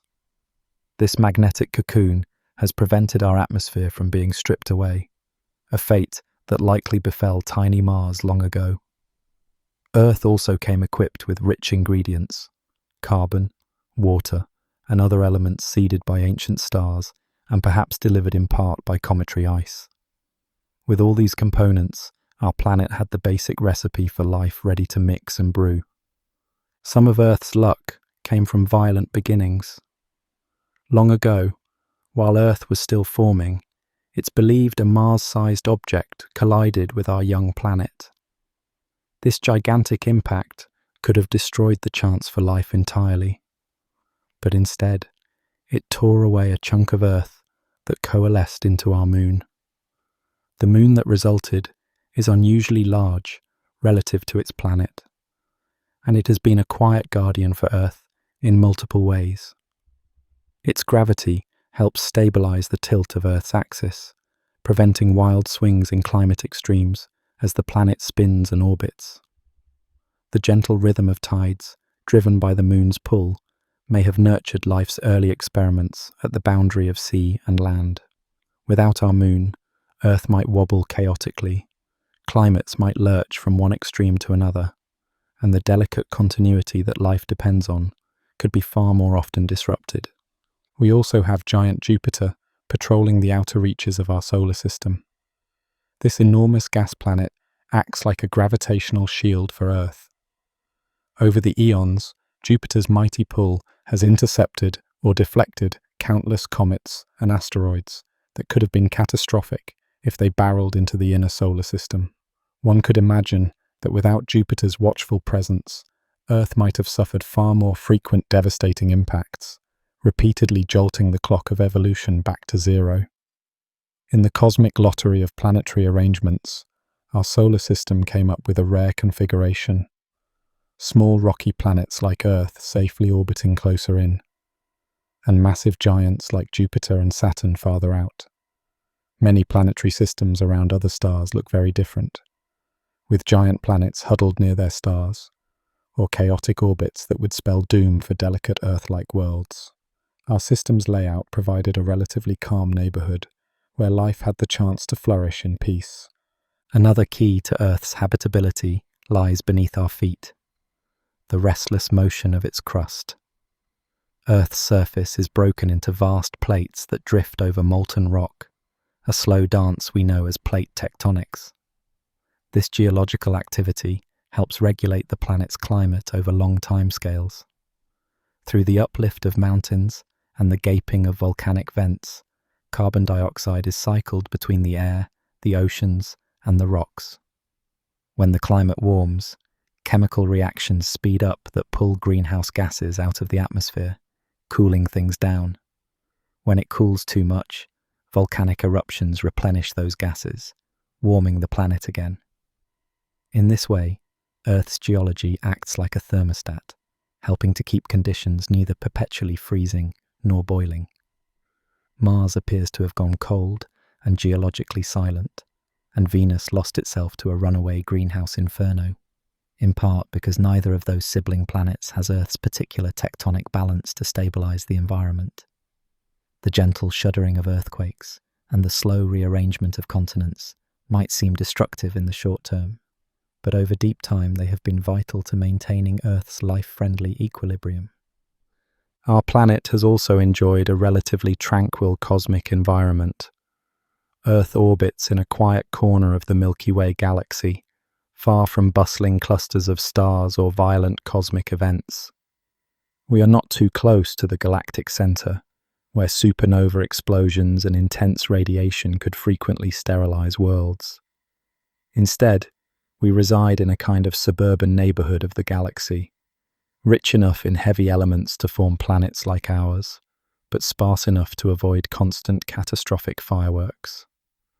Through sheer good fortune, Earth has not been in the path of a nearby supernova blast during the time complex life has existed, nor has it been too close to a gamma-ray burst or other cosmic calamity that might strip away our atmosphere or poison our oceans with radiation. In the vast lottery of space, we have drawn a ticket that spared us such deadly incidents, at least so far. The more we study other stars and their planets, the more we realize how special our own circumstances might be. Astronomers have found planets bigger than Earth, smaller than Earth, scorching hot and icy cold. They have found systems where multiple large planets crowd close to their star, and others where planets have eccentric, elongated paths that would cause wild climate swings. Solar systems like ours, with calm and circular orbits and a big guardian planet out in the wings, appear to be less common than we once imagined. All these observations hint that for every Earth out there, there may be countless planets that fell short of creating a stable, life-friendly environment. It is as if the universe rolls the dice for each new world, and very few come up with the winning combination that we have enjoyed. Our Earth has been fortunate beyond measure, balancing on a knife's edge of countless parameters to remain a living, breathing world for billions of years. That precarious balance might help explain why we haven't encountered others. It could simply be that the cosmic lottery rarely produces a prize like Earth. Out of all the planets circling all those distant suns, perhaps only a scant few ever offer the right conditions for intelligent life to arise. It's a sobering thought that deserts, dead seas, and lifeless rocks might be the norm, and our verdant, life-rich home the exception. If that's true, then the silence we hear when we listen for alien civilizations might be, in part, because so few planets hit the lucky streak that ours did. Yet even knowing how lucky we have been, we are left with an open question. Among all these fragile balances and chance events, which one is truly the limiting factor? Is the rarity of Earth-like planets the chief reason we find ourselves alone? Or could it be that the biggest hurdles come later, after a planet has already become habitable? This brings us back to the idea of the Great Filter. Perhaps one of these many requirements, be it the spark of life, the jump to complex cells, the stable planetary environment, or something in the destiny of civilizations, acts as a nearly insurmountable barrier for most worlds. To unravel this, we must explore what the Great Filter might be, and whether humanity has already passed it, or still awaits it in our future. The idea of a Great Filter has emerged as one way to explain the eerie silence of the cosmos. It suggests that somewhere along the path from simple matter to an advanced, spacefaring civilization, there is a nearly insurmountable barrier. In essence, at least one crucial step in this grand journey is so unlikely or perilous that it almost never succeeds. This Great Filter could be a stage of evolution or a cosmic gauntlet that very few, if any, civilizations manage to pass. It's as if the universe has a secret final exam that most worlds fail, leaving the cosmos quiet despite the multitude of stars and planets. Where might this Great Filter be? One possibility is that it lies at the very beginning, that the leap from non-life to life is exceedingly rare. If the origin of life is the filter, then perhaps Earth was one of the only places where inanimate chemistry managed to spark into a living cell. Another possibility is that simple life might be common, but the jump to complex, multicellular life, or to intelligent life with technology, is the extraordinarily rare step. Under this scenario, the galaxy could be teeming with ponds full of microbes, or lush worlds of plants and simple creatures, but very few ever produce thinkers and inventors.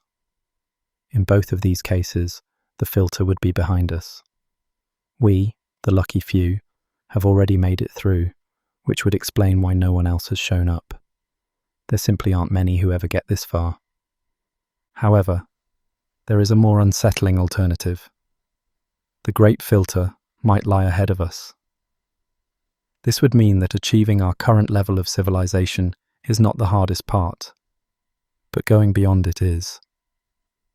Perhaps at a certain point, every advancing civilization hits a wall that it cannot overcome. It could be a technological catastrophe, where the power of inventions outruns the wisdom to use them safely. Imagine weapons or experiments that end up dooming a species. It might be environmental exhaustion, where a civilization uses up its planet's resources or wrecks its climate before it can reach the stars. Or it could be something more subtle, like a societal stagnation or a turn inward. For instance, losing interest in the external universe and spending all their time in virtual realities. In this grim scenario, countless civilizations may have risen and then flickered out, extinguishing themselves or falling victim to natural disasters before ever spreading beyond their homeworld. The night sky would be quiet, not because no one else ever started the journey, but because almost everyone who did eventually reached a dead end. The concept of the Great Filter forces us to look at our own situation with new eyes. If the filter is behind us, then our mere existence as an intelligent, technological species indicates we've cleared the hardest hurdle. That would make us an exceptionally rare success story, perhaps the only storytellers in a galaxy otherwise full of simple life. This idea can be both reassuring and melancholy. Reassuring because it means our future might be wide open, with no looming inevitability of doom, but melancholy because it implies we truly are alone at our level. On the other hand, if the filter is ahead of us, it casts a shadow on our optimism. It would mean that despite how far we've come, the most dangerous challenges are still to be faced. In that case, the silence around us could be a warning, a signpost marking the graves of those who came before and didn't make it. Humanity might have to navigate obstacles that no one in the universe has ever overcome, a daunting thought that urges caution and humility as we progress. There is a curious way that scientists and philosophers have pondered how we might learn which side of the filter we are on. They note that if we were to discover evidence of life elsewhere, say, fossils of bacteria on Mars, or signs of simple organisms on Europa, it would actually be bad news in a sense. Finding that life started easily in multiple places in our own solar system would suggest that the beginning steps are not the filter at all.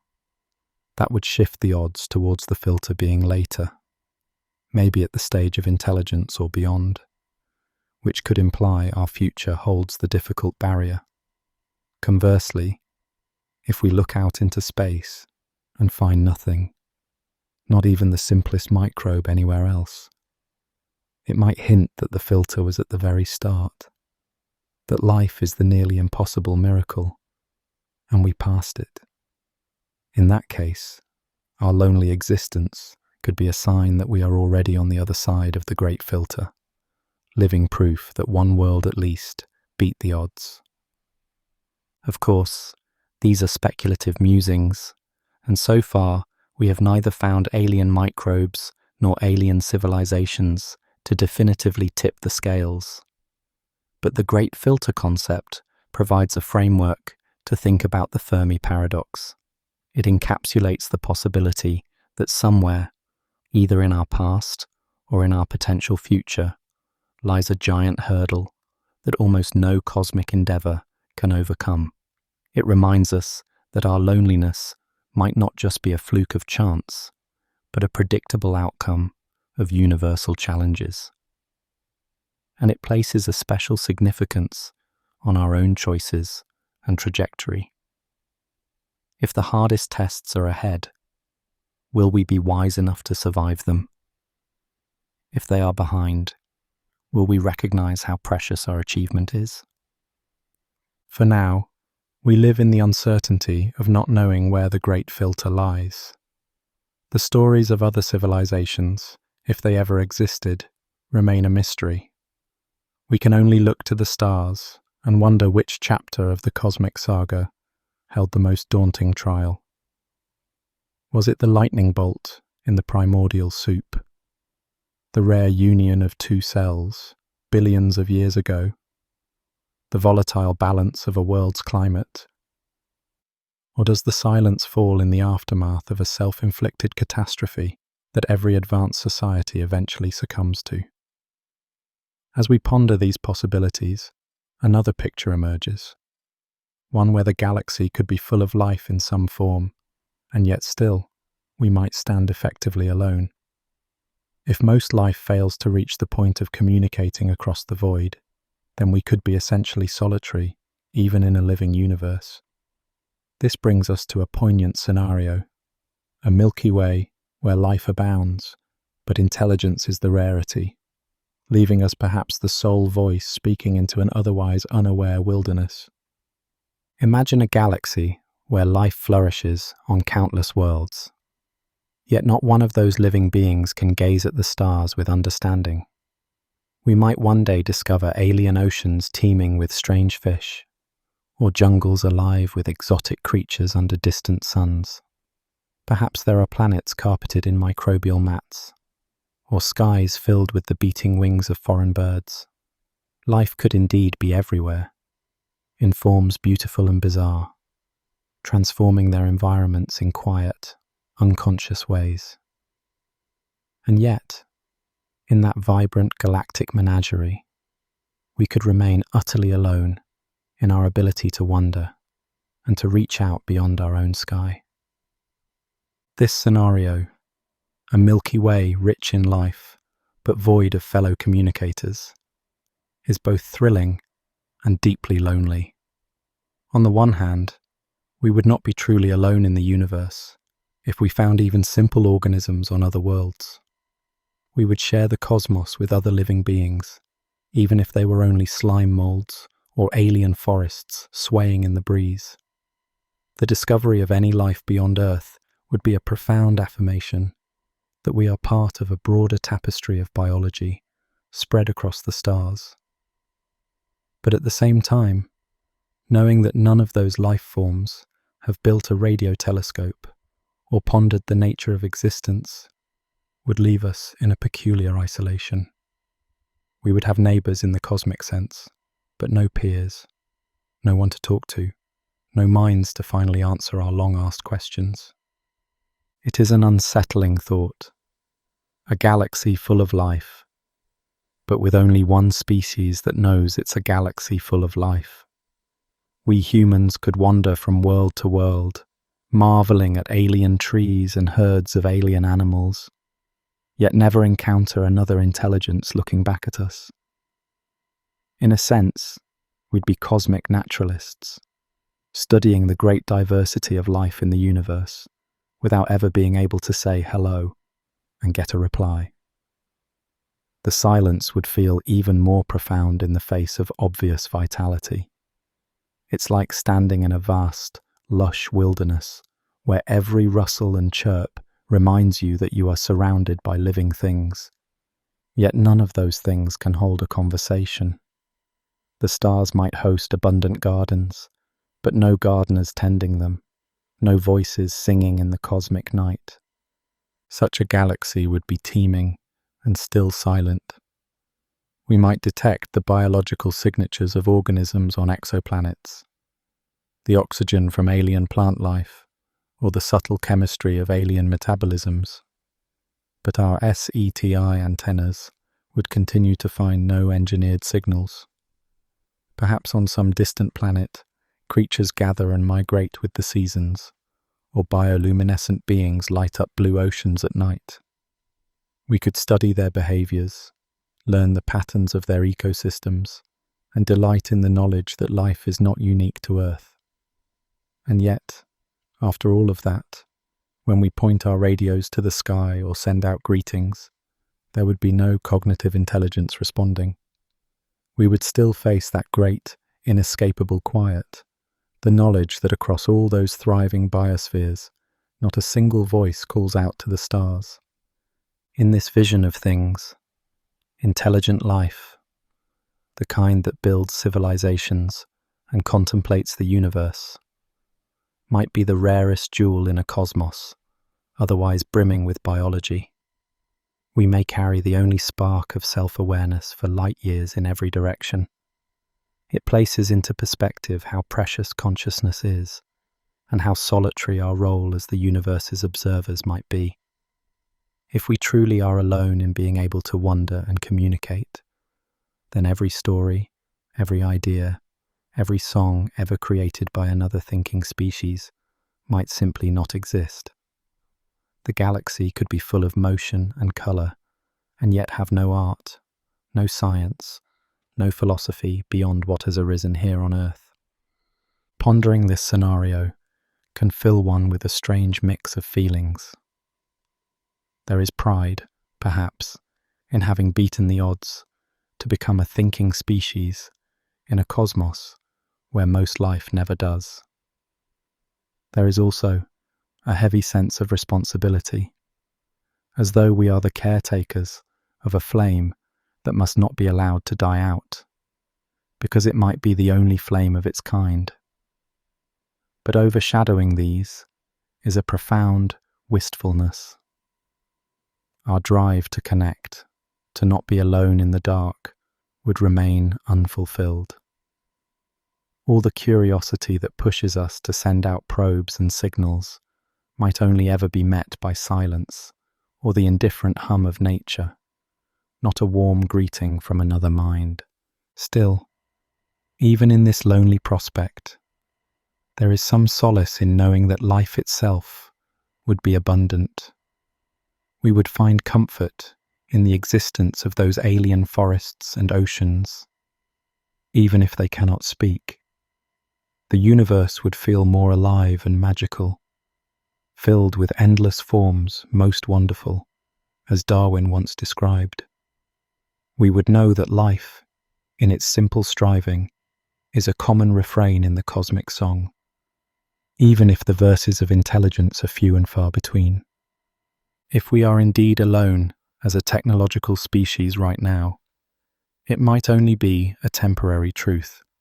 Life on other worlds could be slowly climbing its own ladders of complexity, just as we once did.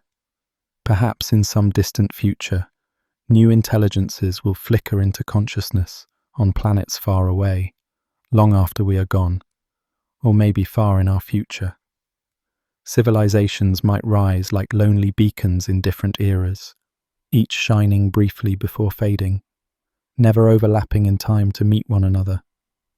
It could be that the galaxy has seen many solitary sentient flames ignite and extinguish across the epochs, each unaware of the others separated by the vast gulfs of time.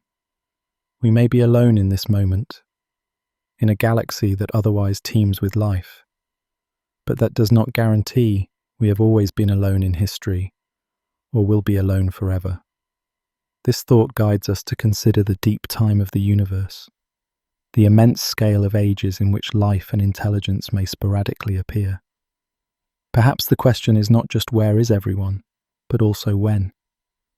When we shift our perspective to the immense timeline of the cosmos, a startling possibility comes into focus.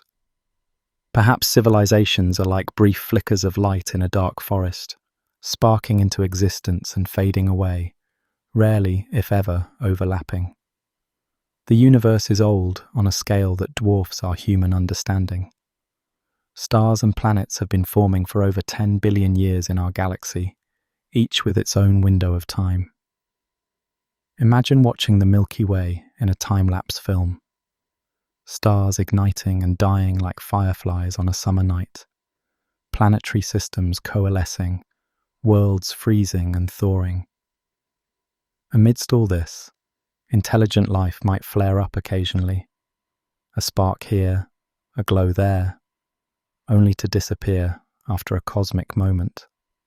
It's entirely possible that other civilizations had their eras long before we arrived, or that others will come long after we are gone, and that few or none of those eras ever coincide. Consider that on some far-flung planet, millions of years ago, there may have been a society that built cities, gazed at their version of the stars, and pondered their place in the cosmos. They might have risen during a time when on Earth, our ancestors were small mammals scurrying underfoot of dinosaurs, or even earlier. Over the millennia, perhaps that alien civilization flourished and then fell silent, whether through self-inflicted troubles, natural cataclysms, or simply the slow decay of time. Now, all these ages later, their star might still shine in our sky, but any radio whispers they sent have long since dissipated, and their monuments, if they left any beyond their own world, would be dust. We look up at a certain star and see only its light. We have no way of knowing that it once shone upon cities or harboured dreams now long extinguished. Conversely, think of civilizations that might arise in the future. There could be planets currently in their primordial stages, where life is just beginning its journey. On one world, primitive creatures might now be crawling onto land for the first time, as Earth's earliest amphibians once did. Give that world tens or hundreds of millions of years, and maybe it will eventually produce its own intelligent beings, creatures who will build tools, contemplate mathematics, create art, and look up at the same stars we do. By the time they send their first message skyward, our sun could be a memory to them, perhaps swollen into a red giant or quietly gone dark. They might scan the heavens and pick up faint echoes of ancient transmissions, hours, like finding an old, faded photograph in an attic, and wonder who those lost broadcasters were. To them, we would be the ancient, vanished civilization from a distant epoch. The notion that civilizations can rise and fall across vast stretches of time changes how we might answer Fermi's question, where is everyone? It could be that everyone was here, but at different times, separated by thousands or millions of years, like distant ships passing in the night with their lanterns unlit. We may simply be unfortunate, or perhaps fortunate, to exist in a relatively quiet era of the galaxy, between others' heydays or ahead of the next. The silence, then, isn't because life fails entirely, or intelligence never arises, but because the universe is just too big and too old for those rare sparks to easily find one another in the dark. Deep time also reminds us how brief our own chapter is. Humanity's presence on Earth is a blink compared to the age of our planet, let alone the galaxy. If our civilization were to end tomorrow, in a few million years, the evidence that we ever existed might be hard to find, even on Earth itself, buried by geology and reclaimed by biology. Likewise, there could have been intelligences on other planets that rose and fell eons ago, leaving behind perhaps subtle chemical signatures or ruins that no one is left to see. Time is a relentless eraser. And yet, there's a bittersweet beauty in this perspective. It means that life and even intelligence might be resilient in the grand scheme, trying again and again throughout the cosmos. If one flame dies out, another might ignite elsewhere or elsewhen. Civilizations could be transient, but the attempt at consciousness might not be a one-time roll of the dice. Even on Earth, after each mass extinction, life has rebounded and evolved into new forms. If one day we were to disappear, who is to say that some other creature might not eventually take our place, discovering science and music in the far future? In the galaxy at large, perhaps intelligence is not a singular occurrence, but a repeating motif that arises when conditions align, only rarely overlapping like solitary notes in a very slow melody. This view of cosmic history encourages a kind of patience and humility. It tells us that the absence of others right now does not mean we will never find them, or that they never existed. It could simply mean they are not coexistent with us. Our nearest intelligent neighbours might be separated not by vast distance, but by deep time, either long vanished or yet to come. In a universe that measures time in billions of years, two civilizations could easily miss each other by mere millions. To us, that is an unfathomable gulf. To the galaxy, it might be the blink of an eye. When we gaze into the night sky, we are not just looking across space, but also back in time. The light from distant stars is ancient, and any civilizations around them, if they exist, could belong to a different era than our own. We might be seeing those stars as they were before life even started on Earth, or as they will appear after humanity is gone. In contemplating this, we come to appreciate the uniqueness of the present moment, our moment. Right now, we are here, aware and listening, a rare spark of questioning life in the vast dark. We have inherited the knowledge of the past and the ability to send messages forward. Knowing how precious and temporary this window might be can inspire us. It urges us to cherish our role and perhaps to preserve something of ourselves for those who might come later, so that if another lonely mind ever flickers into being under alien skies, they will know that they were not the first to wonder and dream. Thinking in terms of deep time also leads us naturally to a softer, more hopeful outlook on our rarity. If we are one of the few to reach this level, that rarity can be seen not only as a sobering fact, but as a call to value what we have. Perhaps being rare means we have a special duty to survive, to explore, and to speak for all the potential beings who never got the chance. The long view of time shows us that intelligent life may be sparse in any given moment, but it also suggests that the story isn't over. Our loneliness now might someday be broken by a distant voice, or by our own descendants venturing to the stars.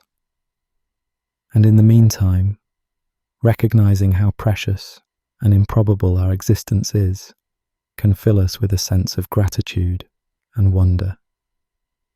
These reflections carry us gently into a realization. Even if we are rare, there is meaning to be found in that rarity, a reason to hope and strive. It is to that gentle thought that we now turn.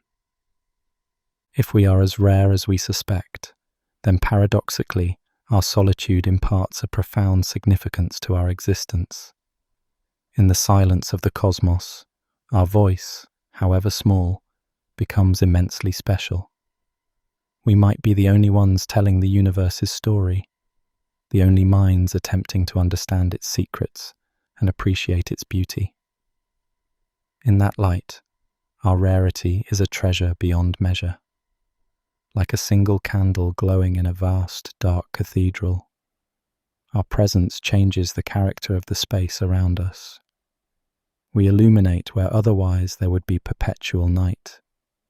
By simply being, by observing and feeling and thinking, we give the cosmos a witness to itself. That realization can fill us with reverence for our own fragile spark of life and consciousness. Knowing that intelligent life might be exceedingly uncommon encourages us to cherish and protect what we have here on Earth. Every culture, every language, every individual human story becomes part of a singular tapestry that is unlikely to be replicated anywhere else. The arguments and divisions that separate us can seem trifling when viewed against the backdrop of an empty universe. If we truly are alone, then all we have is each other. In the void's vast silence, the laughter of a child, the insights of a scientist, the creations of an artist, all these human things become incredibly precious. We may come from different nations and walks of life, but under the pale light of distant galaxies, humanity is one family. Our planet is our shared home, possibly the only cradle of intelligent life for countless light years. Understanding this inspires a gentle kind of unity, a resolve to solve our problems together, to avoid destroying ourselves or our environment, for there may be no one else out there to carry on the torch if we fail. Our rarity also beckons us to spread the gift of life and mind, if we can. Perhaps part of our purpose, if we dare think in such terms, is to ensure that the spark of awareness doesn't remain confined to one lonely world. If the universe has given us the rare ability to understand and create, maybe we are meant to be the seeders of life's next chapters beyond Earth. This doesn't necessarily mean conquering or colonizing in the old sense, but gently extending life's reach. One day, far in the future, humans or our descendants might ferry microbes to terraform barren worlds, or carry our knowledge and art to other stars. In doing so, we would be ensuring that the flame of consciousness, once lit here, does not easily flicker out. It's a hopeful vision. We, the rare ones, becoming catalysts for making the universe a little less empty and a little more aware. Even if we never find others, Our solitude does not doom us to despair. We can find meaning in the very act of existing and striving. In a way, being potentially alone places upon us a beautiful burden, to notice all the wonders around us and to be the voice that marvels at them. When we gaze at the glowing band of the Milky Way or watch a distant galaxy through a telescope, perhaps no other eyes in the universe behold that same view. We owe it to the universe and to ourselves to savor that privilege, to feel awe and to express it. All the knowledge we accumulate, from the composition of atoms to the birth of stars, becomes our unique gift back to the cosmos. We are, in a sense, the consciousness of our galaxy at this moment, the one small part of it that can reflect on how incredible it all is. There is also a gentle optimism in realizing how far we have come against the odds. If the great silence implies that many potential civilizations fell short, then the fact we are here, contemplating it, means we have overcome challenges that perhaps few others have. That knowledge can give us confidence to face the challenges ahead. We have endured and learned so much already. Maybe we can continue to beat the odds. Rather than seeing the emptiness as foreboding, we can view it as an open canvas. With no one else immediately in sight, we have the freedom and responsibility to shape our own destiny, to become the wise, compassionate beings we'd hoped to meet elsewhere. In the cosmic lottery, we drew the winning ticket of existence. Now it's up to us to make something of that prize that honors its value. Ultimately, whether or not we are truly alone, the way we conduct ourselves is in our hands. The Fermi paradox has led us on a journey from worry and wonder to a kind of peaceful resolve. If we are unique, then every act of kindness, every advancement in knowledge, every bit of progress carries cosmic weight. We preserve not just our species, but possibly the only narrative of intelligent life in our corner of the universe. That is a hopeful charge, to live and thrive not only for ourselves, but for the sake of all that might have been and all that could yet be. It suggests that if we want the universe to have voice and meaning, we must keep that voice alive within us. In our rarity, there is indeed hope. Hope that we can transcend our small differences and recognize the miracle of our shared existence. Hope that we can be wise stewards of this world and perhaps one day ambassadors of life beyond it. Hope that our thoughts and dreams matter, even if they are the only such dreams for light years around. We may be but a tiny island of consciousness in a vast ocean of space, but how fortunate we are to be that island. How fortunate to witness sunsets and galaxies, to compose music and solve equations, to love and to question. These things might be exceedingly rare, but they are real here and now because of us.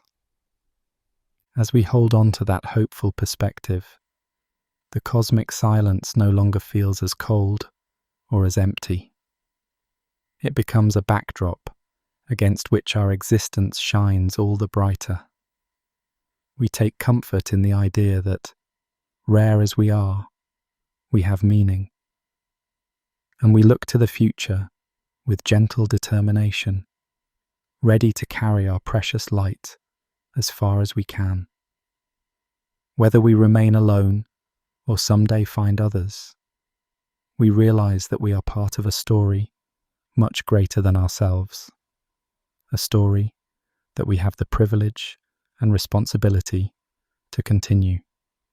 With that realization, we prepare to explore the next chapter of possibilities, turning our gaze from our own rarity to the wider mysteries that still lie ahead. Up to now, we have grappled with the possibility that we might be virtually alone, or that life seldom reaches out. But what if that premise is wrong? What if the galaxy is not silent because it's empty of other minds, but for reasons more subtle and complex? As we lift our gaze from our own rare Earth and look again into the starry expanse, new questions emerge. Could it be that intelligent beings are out there in abundance, yet we remain unaware of them due to barriers of distance, technology, or intent? In other words, perhaps the Great Silence isn't a sign of absence at all, but rather the result of cosmic rules or deliberate choices that keep civilizations apart. One obvious barrier is the sheer vastness of space and the limitations of physics. Even if a civilization as advanced as our own exists on the far side of the galaxy, the speed of light can turn a conversation into an exchange spanning tens of thousands of years. They could be signaling right now, but their messages, crawling across space, have not yet reached us, or ours have not reached them. The universe might simply impose a communication lag that makes timely contact impractical.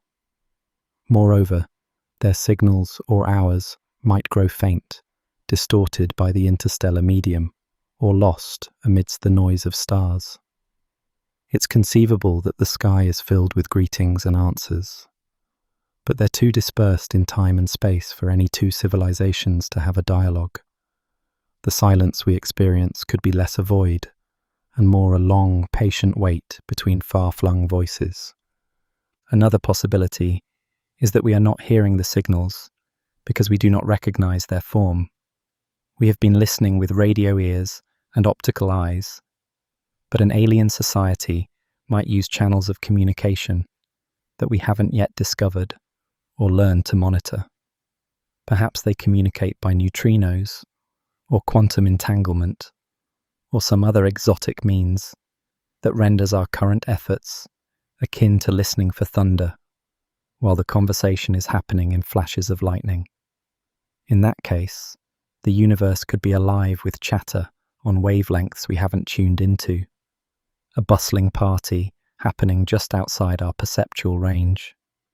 It's an intriguing thought that we might be surrounded by messages, and only our own ignorance keeps us isolated. Then there is the darker prospect, that we are intentionally being kept in the dark. Imagine that many civilizations exist, but they abide by a form of cosmic etiquette or precaution that prevents them from making themselves known to emerging societies like ours. This is often likened to a zoo hypothesis. We could be like animals in a wildlife preserve, observed but not interfered with, left to develop naturally.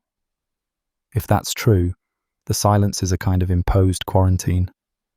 Alternatively, consider the dark forest analogy.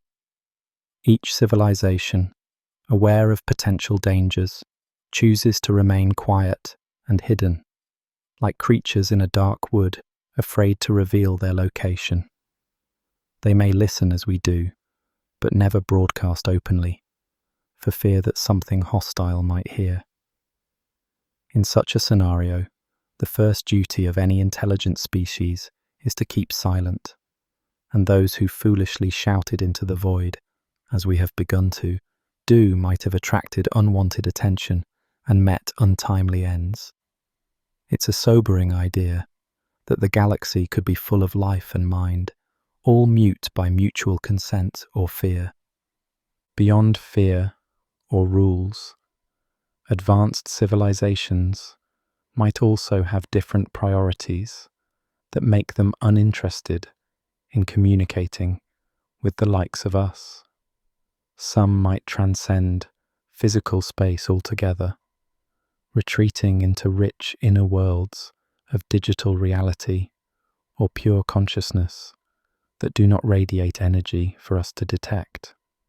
Others might be engaged in grand projects, like harvesting the energy of their stars, that to our eyes would only appear as natural cosmic phenomena, not obvious signposts of intelligence.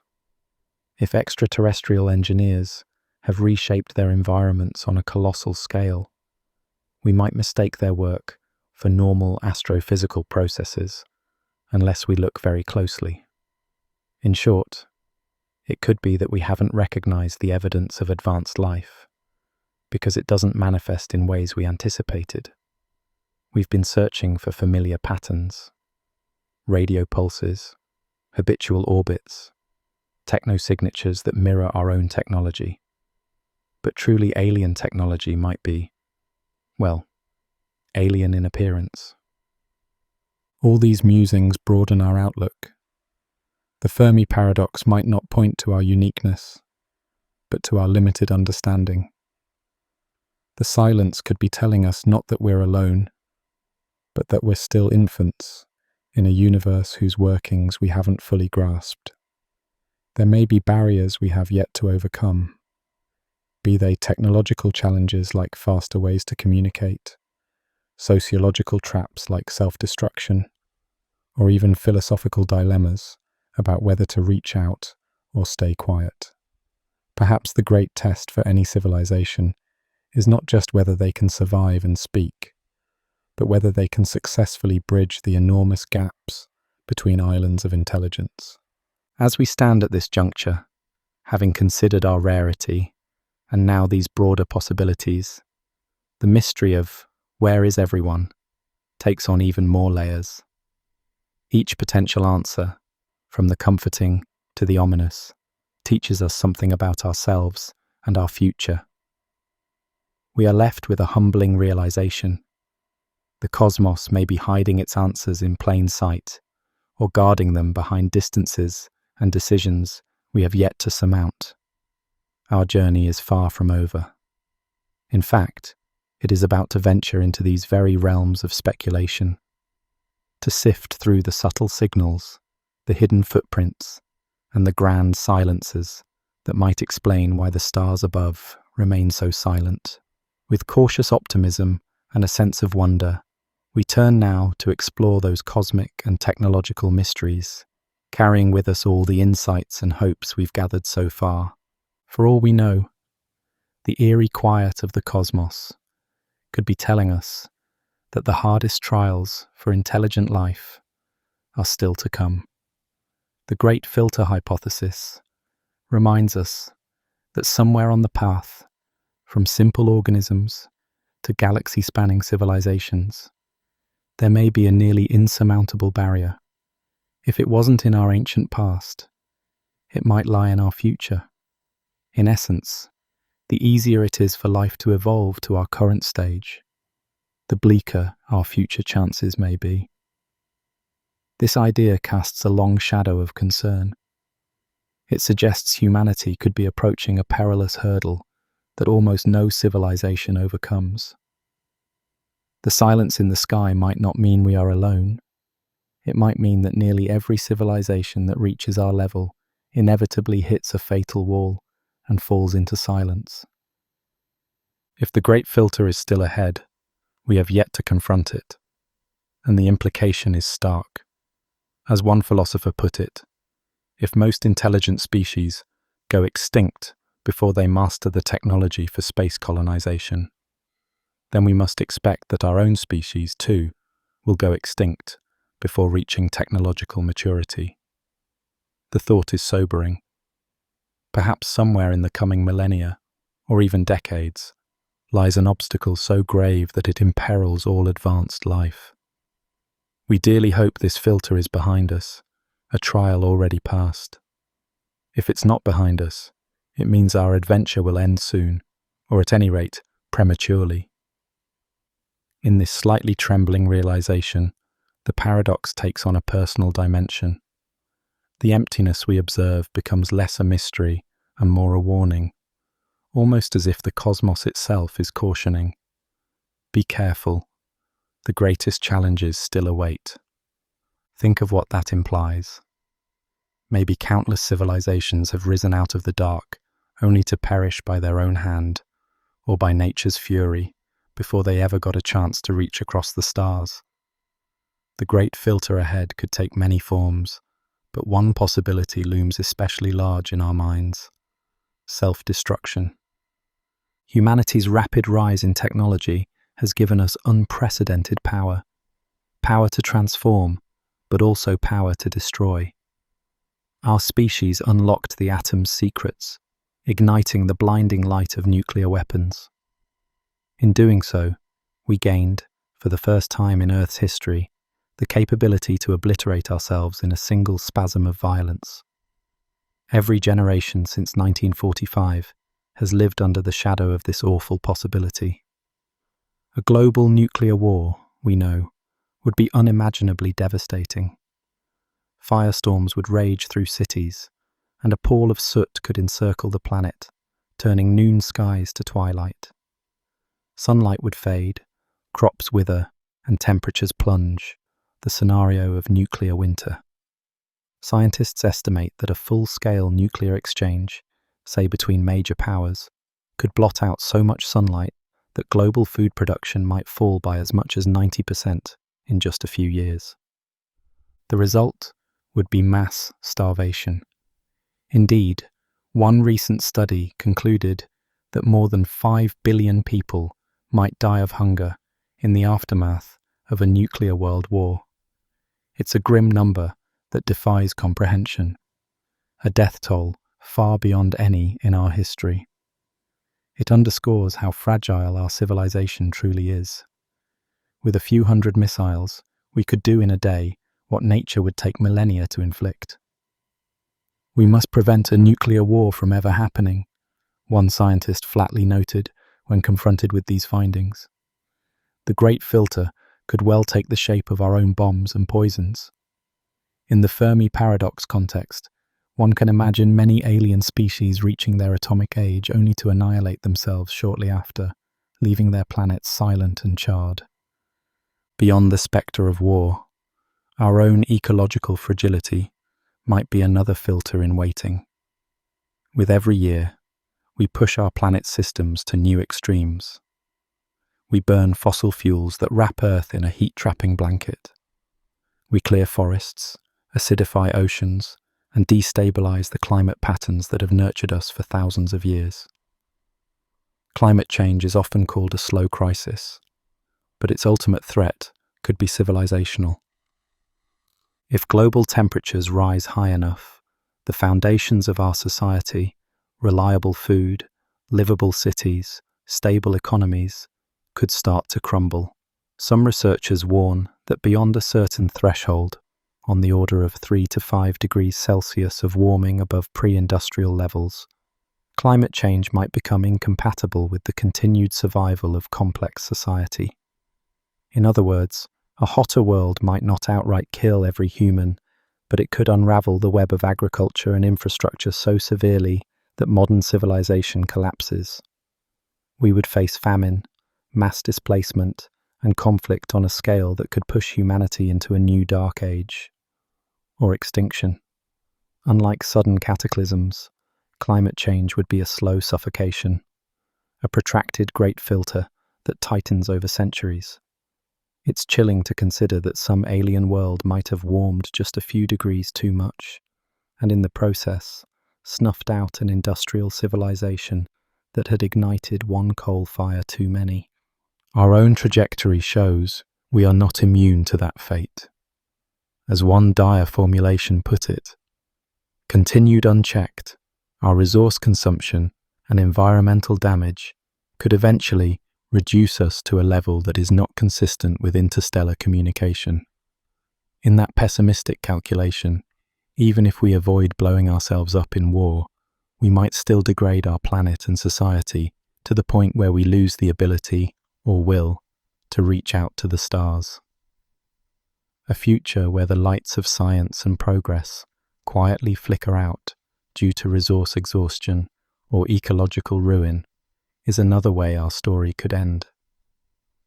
And the list of self-inflicted perils goes on.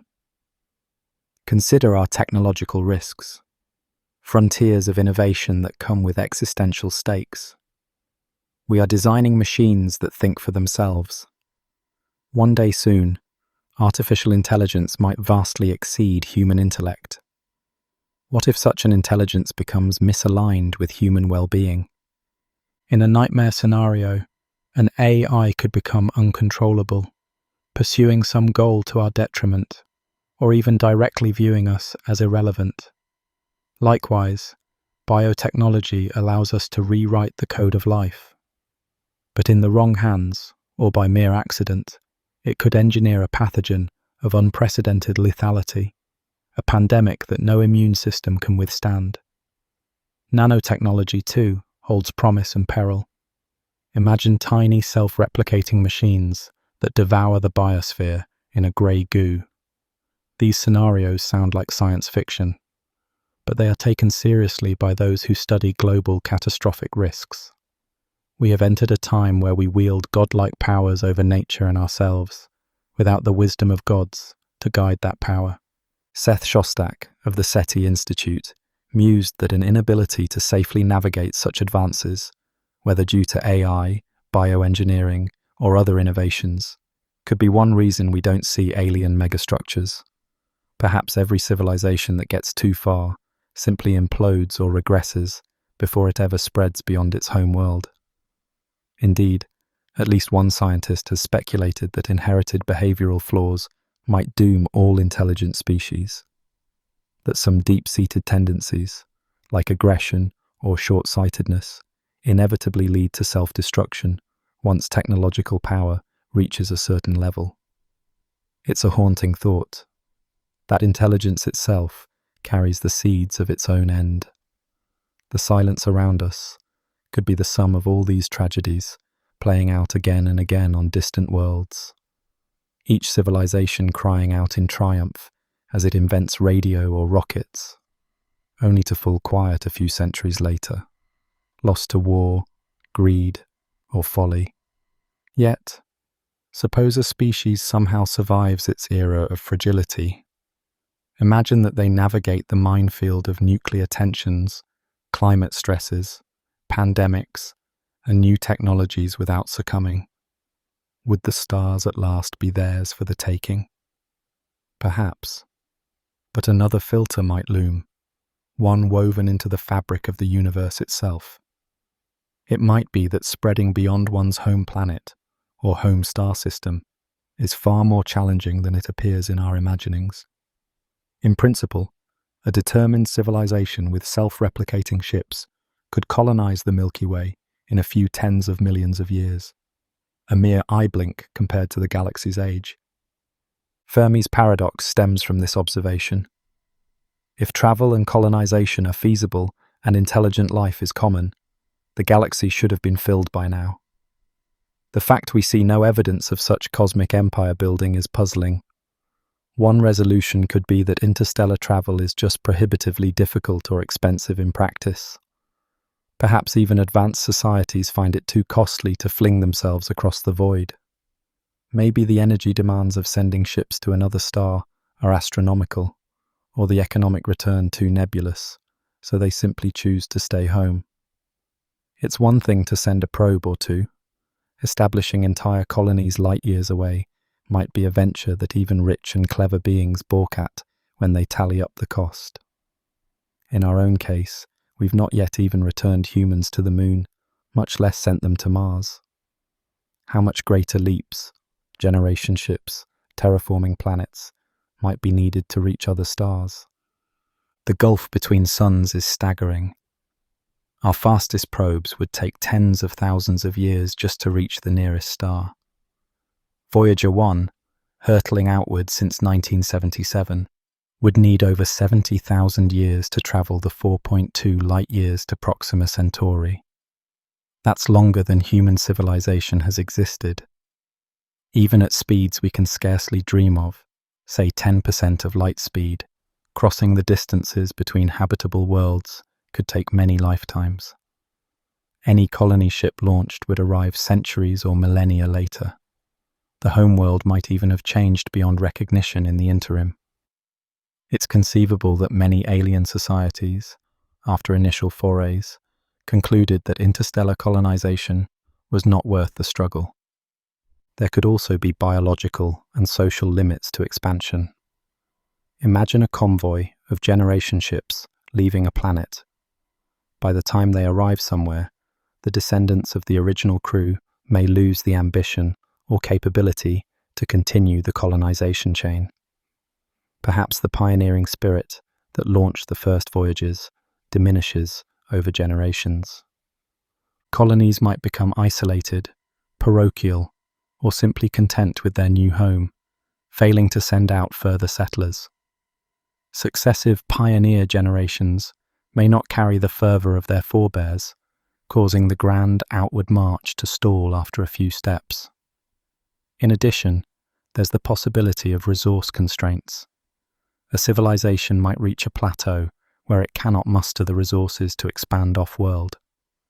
They might use up the accessible energy or materials on their home planet before they achieve viable starflight. After all, building a fleet of interstellar vessels could require an enormous industrial effort sustained over decades or centuries. If a society faces economic or environmental stresses at home, large-scale space expansion might be perpetually postponed. Technological procrastination can become a trap. As comforts increase through technology, the urgency to venture outward might fade. People could retreat into virtual worlds or satiate themselves with easily available luxuries, losing the appetite to invest in a far-off future among the stars. By the time they realize the necessity, if ever, it could be too late. The resources spent, the window closed. Thus, even absent a cataclysm, an advanced society might plateau and stagnate, remaining planet-bound. This scenario suggests a subtle great filter, not a dramatic apocalypse, but a quiet fizzle. Civilizations might simply fail to thrive beyond their cradle, finding it too hard or not worthwhile. They could linger for ages, perhaps even in a comfortable steady state, but they never make their presence known across interstellar distances. From our vantage, they'd be as good as invisible. Another possibility is even more straightforward. Civilizations don't last long enough to get to the stars. Life on Earth took billions of years to produce creatures as clever as us. Yet our era of radio signals and rocket engines has spanned barely a century so far, a mere cosmic heartbeat. It could be that this kind of technological phase is inherently transient. Maybe once a society industrializes and connects a globe, the same accelerators that propel it forward, explosive population growth, ravenous, consumption of resources, exponential tech advances, also destabilize it. The very forces that birth a global civilization might doom it within a few centuries. Thus, the typical lifespan of a communicative, technological civilization might be very short, perhaps a few hundred or a few thousand years on average. If this is true, then the odds of two such civilizations being concurrent in the same galaxy are slim. They would be like fireflies blinking on and off on a summer night, one here, one there, but rarely at the same time. We might have missed the others by millions of years. For instance, imagine a civilization that blossomed 50 million years ago on some distant planet, built splendid cities, perhaps even explored its solar system, and then fell into ruin. All traces of its existence would be long gone by now, save perhaps some fossilized layer or subtle chemical signature on its world. And of course, we'd never know about it. Time is a filter as unforgiving as any other. Unless a civilization finds a way to become essentially immortal on astronomical timescales, the chance of overlapping with another is vanishingly small. Even if a civilization doesn't blow itself up, it might burn out. It could decline due to social decay, gradual resource depletion, or a shift to modes of existence that leave no outward sign.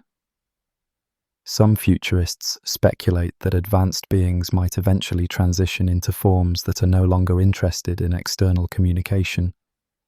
Perhaps they retreat into virtual realities, or advance to a point where material expansion is unnecessary and trivial.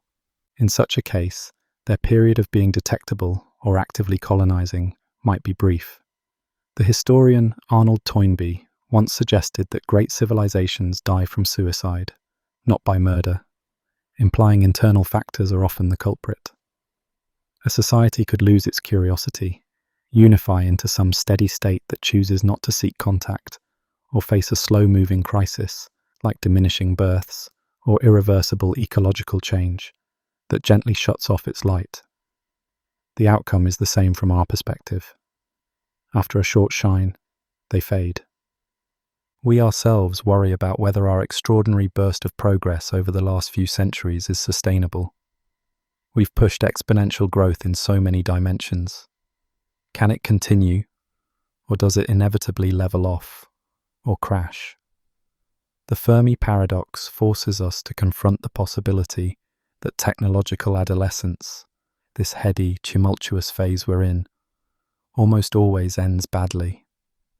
Perhaps it ends in extinction, the worst case, or in stagnation, a kind of failure to launch. The brevity of our window as an emitting civilization, sending radio, etc., might be completely typical. Maybe that's why SETI hears nothing. The airwaves briefly carry a civilization's hopes and music, and then silence after it falls. But maybe it's not always self-inflicted. Nature, too, may have a say in the fate of life. The universe is not a gentle place. It has hazards that could snuff out life through no fault of its own. Think of our own planet's history.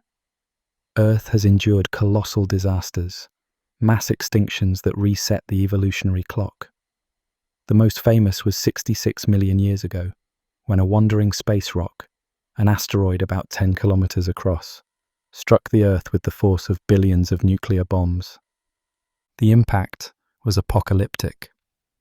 It gouged a crater over 100 miles wide, sent tsunamis across oceans, and filled the atmosphere with incandescent debris.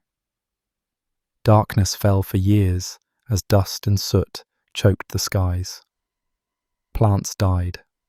Dinosaurs and countless other species perished. It was the end of an era. Nearly 75% of all species were wiped out. If an event like that happened to coincide with an intelligent species' tenure, it could be a literal day of judgment for them. A civilization, no matter how advanced, rooted on a single planet, is vulnerable to such an asteroid or comet impact. We know such impacts are statistically rare, but given enough millions of years, they do occur. In fact, one could argue it's almost inevitable over long timelines. So perhaps elsewhere in the galaxy, intelligent life evolved on a planet, but was then abruptly ended by a rock from the sky. We've found craters on Earth that testify to past cataclysms, and our moon's pockmarked face is a constant reminder of how cosmic bombardment is real. For any civilization hugging a single world, an asteroid impact is a sword of Damocles hanging over it. One swing of celestial fate, and all their works could turn to dust. Then there are more exotic cosmic dangers. High-mass stars live fast and die in spectacular fashion, as supernovae. When a nearby star explodes, it unleashes floods of radiation. If such a supernova happens too close, say within a few tens of light years, the blast of energetic particles and gamma rays could strip away a planet's ozone layer, the delicate UV shielding gas that makes land life on Earth possible. Without ozone, a surge of the parent star's ultraviolet rays would scorch the surface, killing animals and plants, causing deadly mutations and ecological collapse.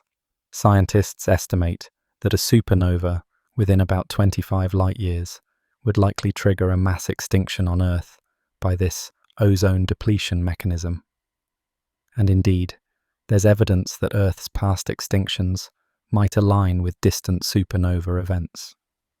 For example, traces of exotic isotopes like iron-60 in ancient seabed deposits hint that a star explosion occurred near our solar system a few million years ago, possibly affecting climate or life in subtle ways.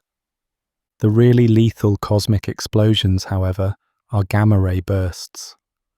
These are the most powerful blasts known since the Big Bang, likely caused by titanic stellar collapses or neutron star collisions.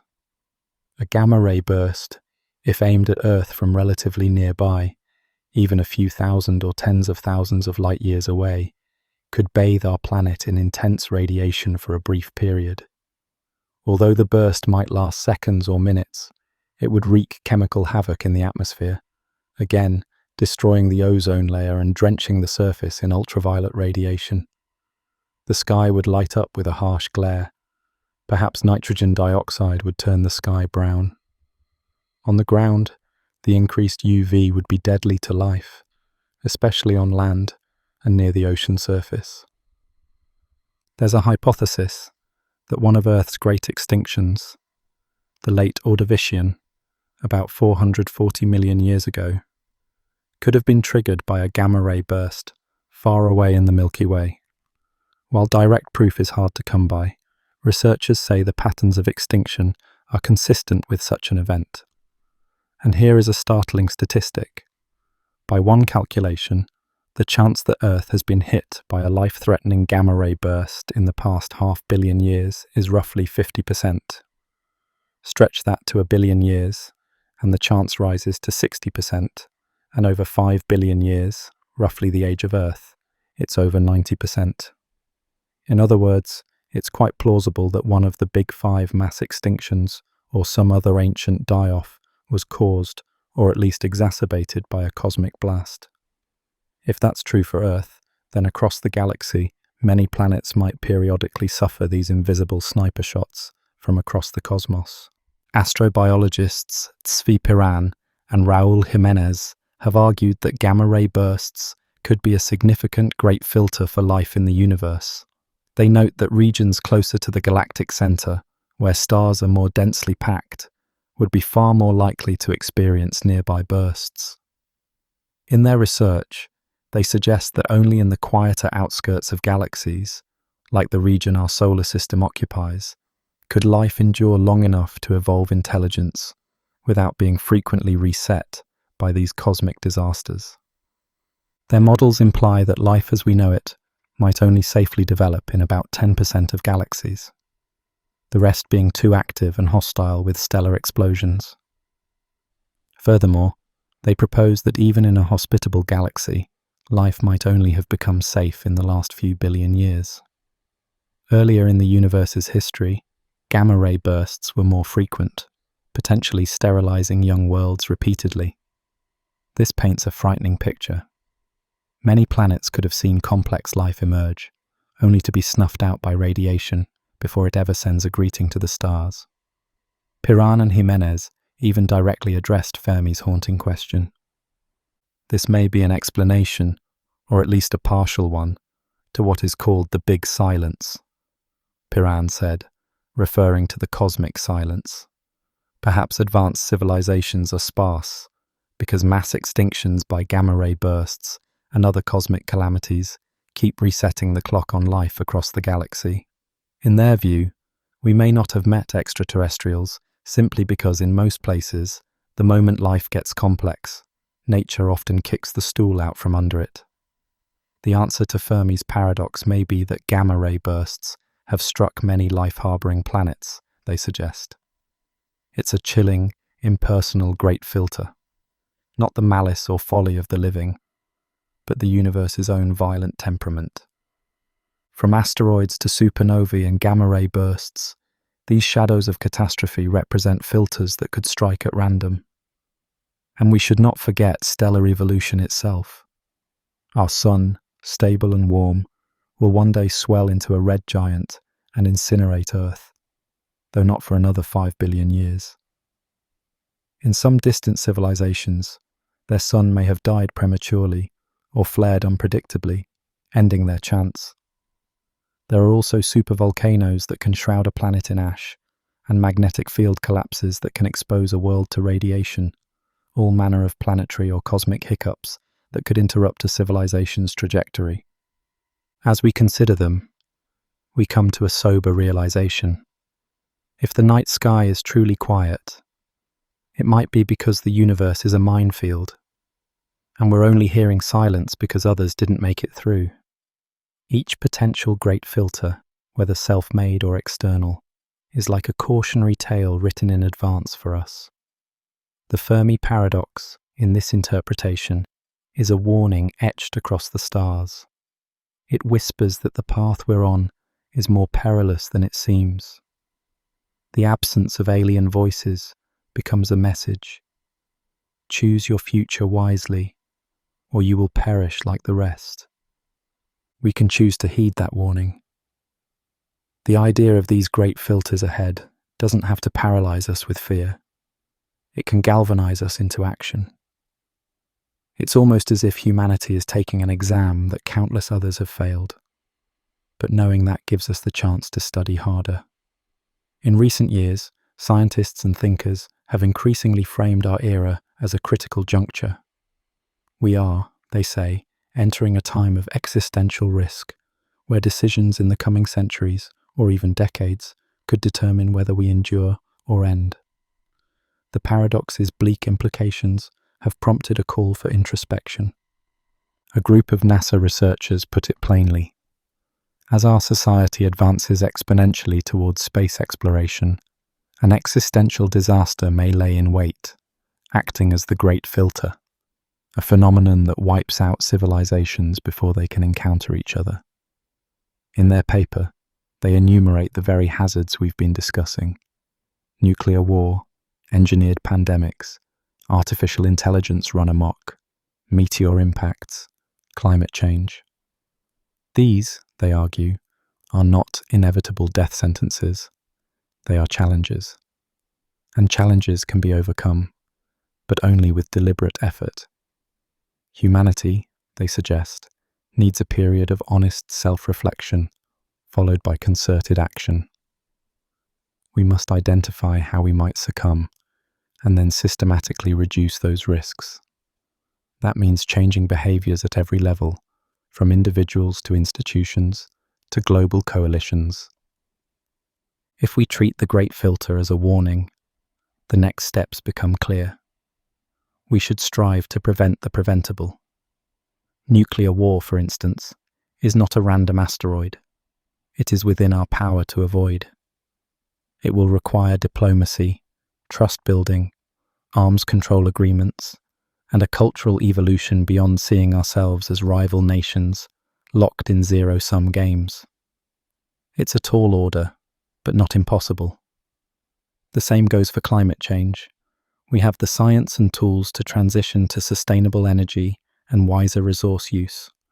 What's needed is collective will and perhaps a reimagining of economic priorities. In general, lowering existential risks might mean investing in monitoring and deflecting asteroids, securing pathogens and regulating biotech, ensuring AI development is done with safety constraints and ethics at the forefront, and fostering global cooperation unseen in history. It might feel strange to tie these very earthly tasks to the fate of aliens, but that's the paradox's gift. It connects our mundane policy choices to cosmic destiny. If indeed, the more common intelligent life is, the bleaker our future chances probably are, then every silence out there pushes us to be extraordinary, to not be common. We might have to be the exception, the civilization that doesn't self-destruct, that finds a sustainable path through technological adolescence. History gives us some hope. Life on Earth has proven resilient. It has survived cataclysms before.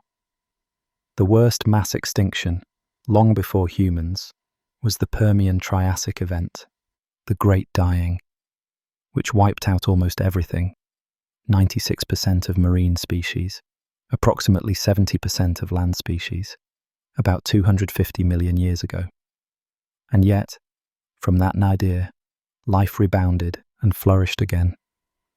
Our lineage of mammals, and eventually primates and humans, only became possible because life persisted through unimaginable trials. This suggests a kind of tenacity inherent to life. However, past filters were natural. Today's emerging filters are of our own making. That puts the responsibility squarely on our shoulders. The universe won't save us from ourselves. We must do that. The silver lining is that if the great filter ahead is something like a technological suicide, then by definition, it's something potentially within our control to avoid. Unlike an external disaster, an internal one can be mitigated by wisdom, policy, and foresight. Nick Bostrom, a philosopher who contemplates these matters deeply, once remarked that in the search for alien life, no news is good news. In other words, every year that passes without evidence of extraterrestrial life increases the hope that we are rare and that the worst filter might be behind us. Bostrom even admitted he would be cheered to find Mars barren of even fossils, because if life had independently arisen there, it would mean the early steps are common, implying our filter likely lies ahead. It's a peculiar sentiment, rooting for a lifeless universe as a hopeful sign. But underlying it is the keen awareness of how daunting the future might be if we're not special. However, whether or not simple life is rare, the potential warnings stand. Each existential risk we identify is like a signpost, maybe left by the fate of others before us. Turn back. Beware. It urges us to be better stewards of our world and wiser wielders of our science. Some of the required changes are profound. They entail global coordination on a scale we've never achieved. After all, what good is it if one nation curbs emissions or bans certain weapons while others do not? It might even require a re-evaluation of our values, placing long-term survival above short-term gains, choosing caution even when lured by the shiny promises of unchecked innovation. These are difficult, perhaps unprecedented, shifts. Yet, consider the payoff. If we manage to navigate safely through this hazardous century and the next, if we reduce the nuclear stockpiles, stabilize the climate, guide AI responsibly, and generally get our act together, we might secure our place in the cosmos. We would become the kind of civilization that the Fermi paradox has been desperately looking for, one that lasts, one that spreads. The paradox, then, would transform from a doom-laden enigma to a motivator for collective action. So what might a path forward look like, in practical terms, for a species trying to beat the odds? It likely has multiple prongs. First, prevention. Stopping catastrophes before they start. That means everything from treaties to curb arms races and reduce the chance of war, to robust global health systems that can snuff out pandemics early, to oversight of powerful technologies like gene editing or AI by international panels of scientists and ethicists. It means taking seriously issues that have long timelines, like asteroid defense. Humanity has already catalogued many near-Earth objects and even practiced deflecting a small asteroid via spacecraft. Continuing and expanding these efforts could one day literally save the world. Prevention also extends to ecological stewardship, transitioning to renewable energy, protecting biodiversity, which underpins ecosystem services and stability, and perhaps even geoengineering research in case we need to cool the planet artificially. Second is mitigation and resilience. We must assume not everything can be prevented, so how do we ensure a catastrophe isn't terminal? This is where building in redundancy and fallback plans comes in. For instance, storing crop seed vaults and developing fast-growing hardy crops can help humanity survive a nuclear winter or supervolcanic eruption by providing a food lifeline. Creating robust disaster response networks and civilizational backup plans is key. Some thinkers even propose literal backups of our civilization. archives of knowledge in secure locations, say on the moon or buried deep underground, that could guide any survivors in rebuilding should the worst occur.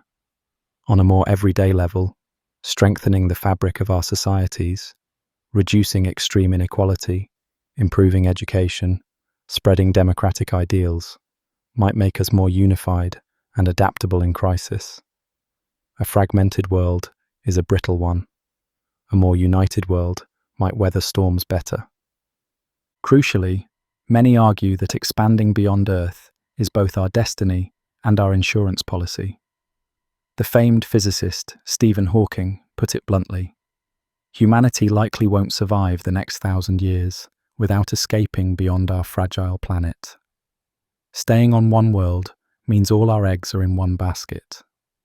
Hawking, like many visionaries, believed that to ensure our long-term survival, we must become a multi-planet species.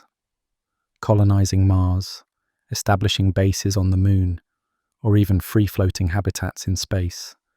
These efforts would hugely increase our resilience. A disaster on one planet need not mean the end of our species if others carry on elsewhere. Living on multiple worlds protects us from planet-specific threats, like climate or pandemics, and even some cosmic ones. An asteroid that hits Earth won't hit Mars. It also, perhaps, spurs technological progress and hope. A civilization actively expanding has a sense of purpose and collaboration that could counteract nihilism or infighting. Of course, reaching that point safely is itself part of the challenge. We have to survive the interim. But it's inspiring to remember that even as we grapple with our serious problems, we are also building rockets, planning missions to other planets, and dreaming big. In a sense, those rockets rising from launch pads with fire and thunder are symbols of optimism. They say we believe in a future where humanity is around to see distant horizons. Hawking's logic resonates. Living only on Earth means we're one well-aimed asteroid, or one crazed dictator away from extinction. By establishing outposts beyond Earth, we significantly mitigate that risk. Many of our ancestors spread out across Earth for similar reasons. To find new opportunities, yes, but also to ensure that local calamities, droughts, conflicts, would not wipe out all people. Now, as we gaze upward, that age-old survival strategy extends to the stars themselves. The path forward might thus be twofold: protect and cherish our cradle, but also reach for new worlds. One day, a human civilization spread across several planets or habitats could become essentially immune to any single great filter. Such a civilization would be enormously robust. Even if one part falls, others carry on. In time, their knowledge and culture could even help revive any fallen part. This is a long game, spanning centuries, but it might be the only game that truly matters if our aim is to create an unending lineage of Earth-originating life. All this talk of avoiding doom might sound heavy, but embedded in it is a profoundly hopeful premise. We have a say in our fate. Unlike an asteroid-blighted dinosaur, we can see the threat coming and devise a plan. Unlike an unwitting bacterium snuffed by a climate shift, we can act intentionally and collectively.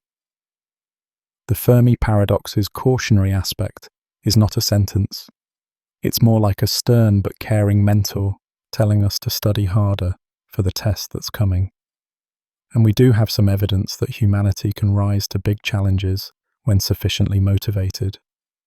The ozone layer crisis in the late 20th century, for example, saw nations come together to phase out the chemicals causing the damage. And the ozone hole is now slowly healing. It was a smaller scale problem, yes, but it shows we can respond to global issues. Similarly, nuclear arsenals, while still terrifyingly large, have actually been reduced significantly since their Cold War peak through treaties and inspections. These are glimmers of the capacity for self-preservation that we must strengthen and broaden. The awareness of being possibly alone, or at least the first, in a silent galaxy, can also be a source of meaning.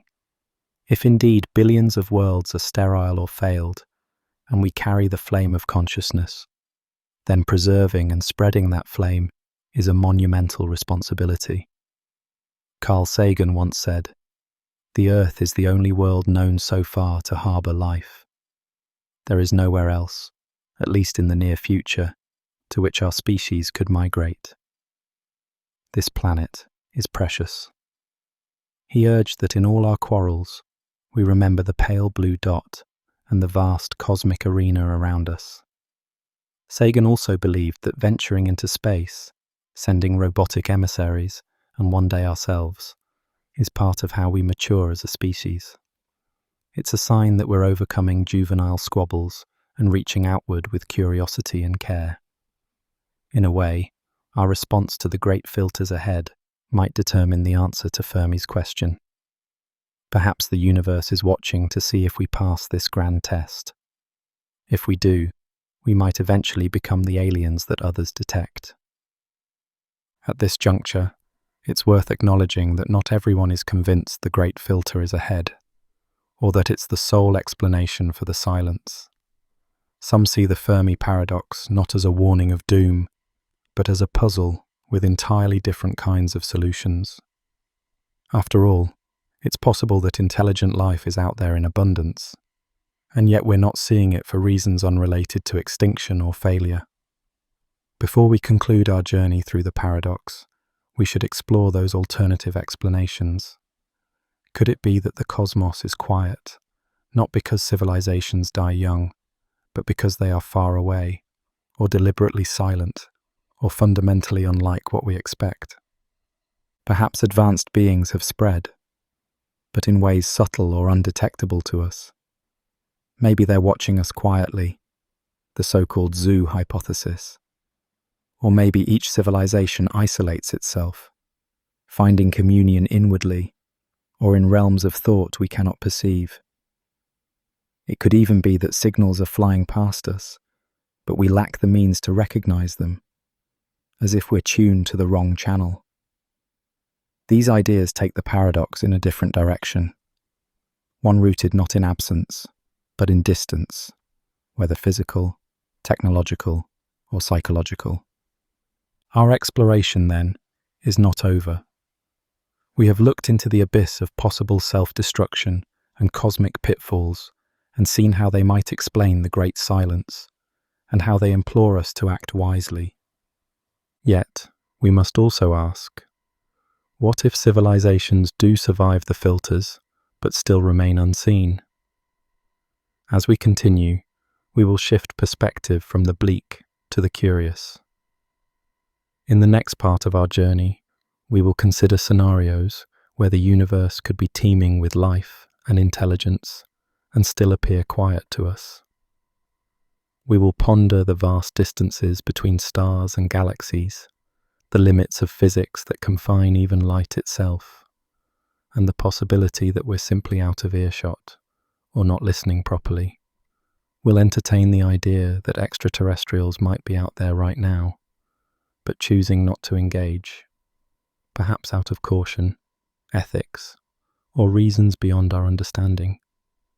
Could it be that we are the naive newcomers in a galaxy full of ancient, observant civilizations practicing non-interference, or that they communicate in ways we haven't imagined? The enigma of the Fermi paradox has many facets, and having faced the darker ones, it's time to explore those rooted in separation rather than extinction. The night sky, silent as it is, may hold secrets not of death, but of distance and quiet restraint. Let us gently turn our gaze to those stars and consider, perhaps they are out there after all, very far away, very patient, or very different. And the next part of our story lies in understanding the silence, not as a tomb, but as a great space between lonely islands of life. The journey continues as we move from cautionary tales to the subtle whispers of the cosmos that might yet be heard. Out among the stars, distance takes on a whole new meaning. The gulf between our sun and even its closest neighbouring star stretches across a void so vast it's almost impossible to fathom.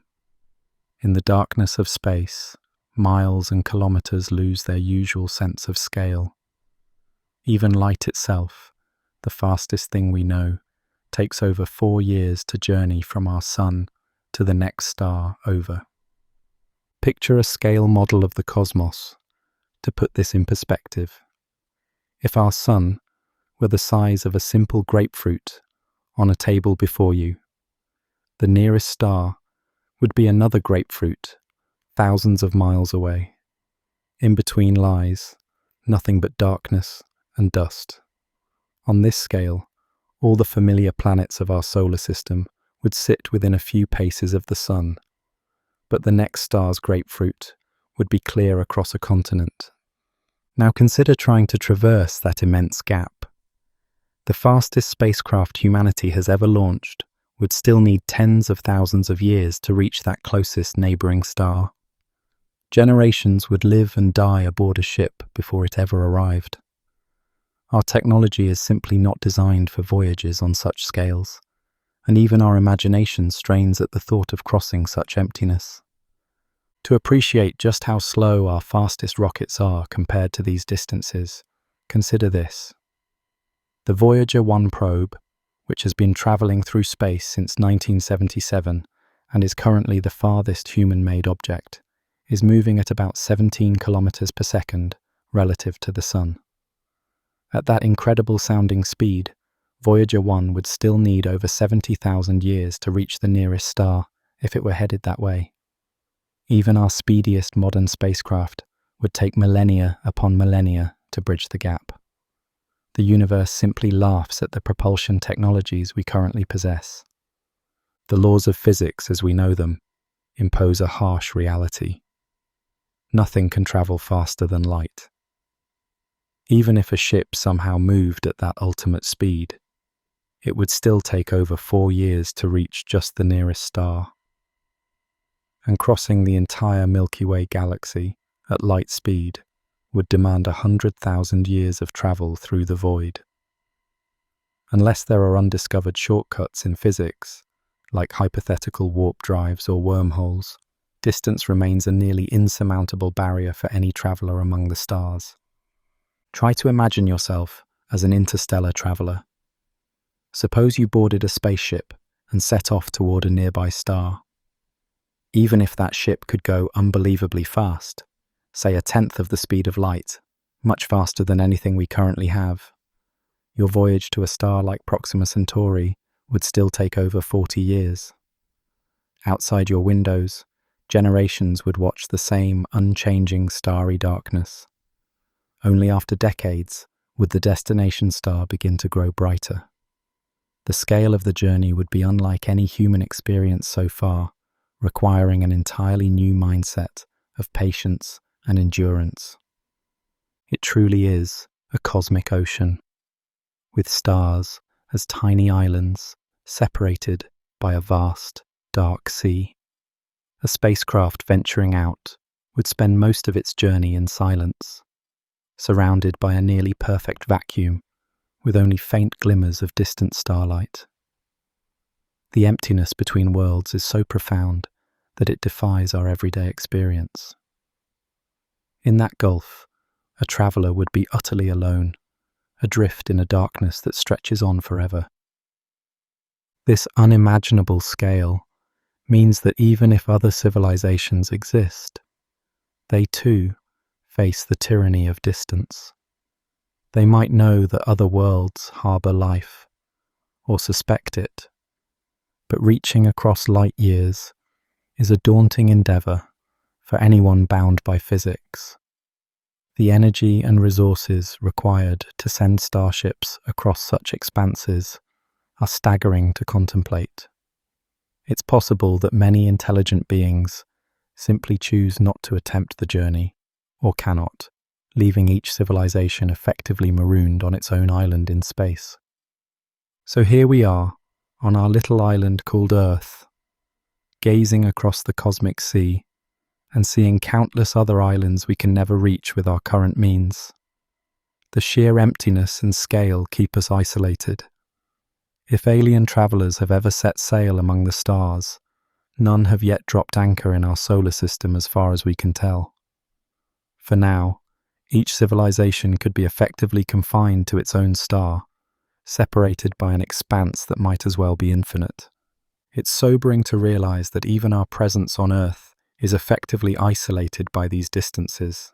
Our early radio broadcasts, for instance, have been spreading out into space for about a century now, forming an ever-expanding bubble of signals, roughly 100 light-years in radius. Within that bubble lie perhaps a few thousand stars. Any potential listeners around those stars might just be detecting the faint murmur of our old radio shows and wartime transmissions. But beyond that small sphere, our existence is effectively undetectable. A civilization on the far side of the galaxy wouldn't yet know we exist. Our signals simply haven't reached them, and won't for tens of thousands of years. If we cannot easily go to them, perhaps we could talk to them from afar. After all, messages carried by light or radio waves can bridge the cosmic ocean far more swiftly than any ship. However, even communication across light years proves to be an immense challenge. The void doesn't only hinder travel, it also muffles any attempt at conversation between the stars. Trying to hold a conversation across dozens or thousands of light years is nothing like a chat between neighbors. The challenges are staggering.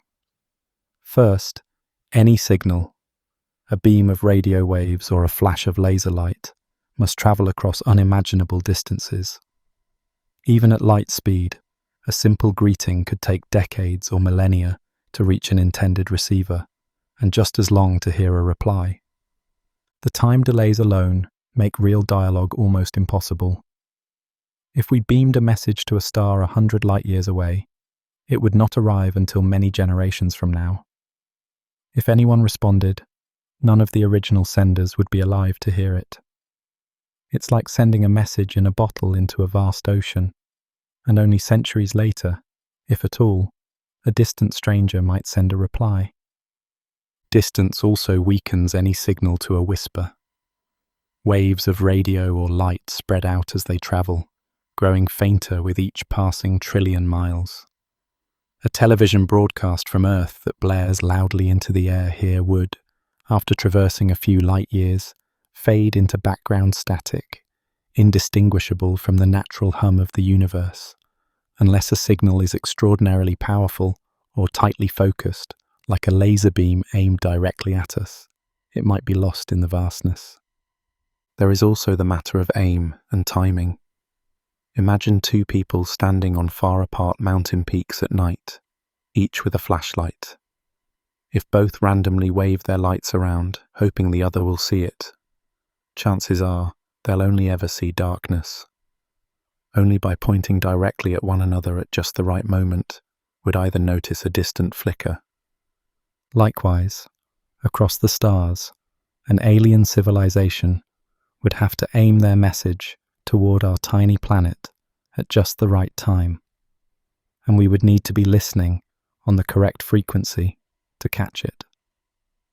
Space is vast, and so are the possible signal types and directions. We scan the skies with our instruments, but it's like trying to find a single, specific radio channel on an old radio dial full of static and unknown stations. Without coordination, two civilizations could easily shout right past each other, never realizing the other was trying to say hello. And consider how brief our own experience has been. Humans only began listening for extraterrestrial signals in the past few decades, a mere blink of an eye on cosmic timescales. In that short time, We've only scanned limited portions of the sky and spectrum. Meanwhile, our own planet has been broadcasting radio noise for just over a century, and even that is dwindling as we switch to communications that hardly leak into space. Despite these difficulties, humanity hasn't been content to just listen.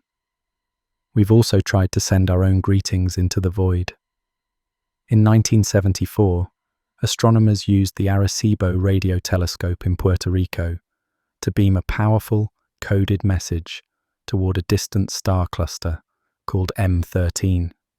That message, containing basic information about math, atoms, DNA, and humans, will take 25,000 years to reach its target. It's a hopeful shout across light years, knowing we won't get a reply anytime soon. Beyond radio, we've attached plaques to the Pioneer spacecraft and golden records to the Voyager probes, time capsules with sounds and images of Earth, in case those craft are ever found by someone far away, ages hence. Every so often, there have been tantalizing hints. In 1977, a radio telescope in Ohio picked up an unusual, intense signal from space that lasted just a minute. It was so striking that the astronomer on duty scribbled, "Wow," next to the data. That "wow" signal, as it came to be known, never repeated and remains a mystery. Was it a stray, natural phenomenon or a momentary whisper from an alien transmitter? We listened and listened, but heard nothing more. Not all searches focus on radio waves either. Some astronomers have turned to other channels. For instance, looking for ultra-brief laser flashes in optical SETI programs, on the premise that an advanced civilization might use powerful lasers to communicate across space. Others have speculated about even more exotic methods, perhaps encoding messages in neutrino beams or gravitational waves. These are challenging to detect and decipher, but they remind us that what we consider communication might be just one slice of a much broader spectrum. It's humbling to think that an alien message could be passing through us right now, in some form we simply haven't learned to perceive. It's also worth considering that even if we detected a clear signal, understanding it is a whole other challenge. Any message from an alien civilization might be encoded in a way that's completely unfamiliar. They might use mathematical patterns, images, or concepts we've never encountered. We'd likely spend years just trying to decipher their language, but humanity would eagerly take on that challenge if it meant finally answering the cosmic loneliness. The first confirmation of a signal would be momentous. Even if we couldn't translate it right away, it would forever change our view of the universe. Despite decades of effort, the cosmos still appears quiet. This might simply be because we and any potential neighbors are still playing a difficult game of cosmic hide-and-seek. They may be signaling in ways we do not yet detect, or at times we happen not to be listening. Or perhaps everyone is listening, and no one is transmitting loudly. Whatever the case, so far, we have yet to have a confirmed chat with anyone out there. Yet even if the technical hurdles of communication are overcome, there is another profound possibility to consider: timing. Perhaps the universe is not empty of life, but rather civilizations rarely overlap in the vast river of time. It could be that others sent out beacons long before we could listen, or will do so long after we are gone. In the immense history of the cosmos, two intelligent races might simply miss each other by millennia. Our Milky Way galaxy is ancient and ever-changing. Stars were shining billions of years before our sun even formed. On some of those older worlds, life could have arisen eons ago, potentially achieving intelligence and civilization long before Earth was even a molten rock. Conversely, on worlds that form after ours, any intelligent life might not appear until long after humans are gone. Consider how narrow our own window of existence is. Earth formed over 4.5 billion years ago, and life appeared relatively early. But for most of that vast span, it was simple and quiet. Only in the last tiny sliver of time did a species, us, arise that could build cities and radios and rockets. If aliens had pointed their telescopes at Earth even 1 million years ago, they would have seen a planet of animals and wilderness with no obvious signs of technology. To truly grasp how brief our presence is, imagine compressing Earth's history into a single calendar year. In this analogy, the earliest life appears around March, complex animals in November, and humans only in the last hour of December 31st.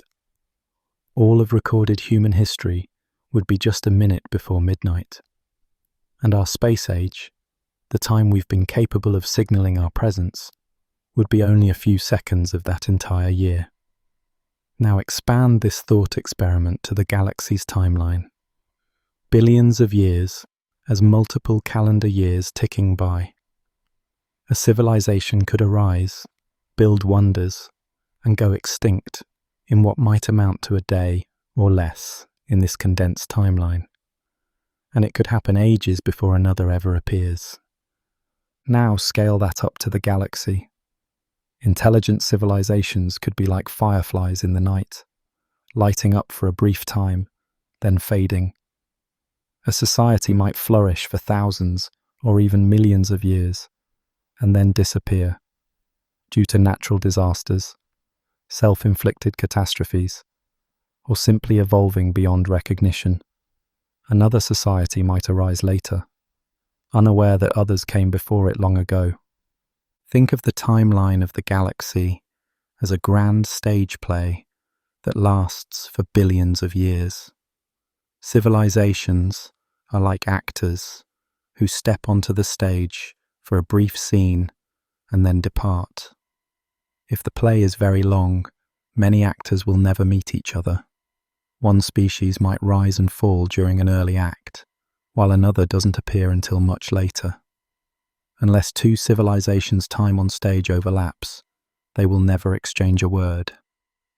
In the cosmic theatre, most actors perform in isolation simply because they appear at different times.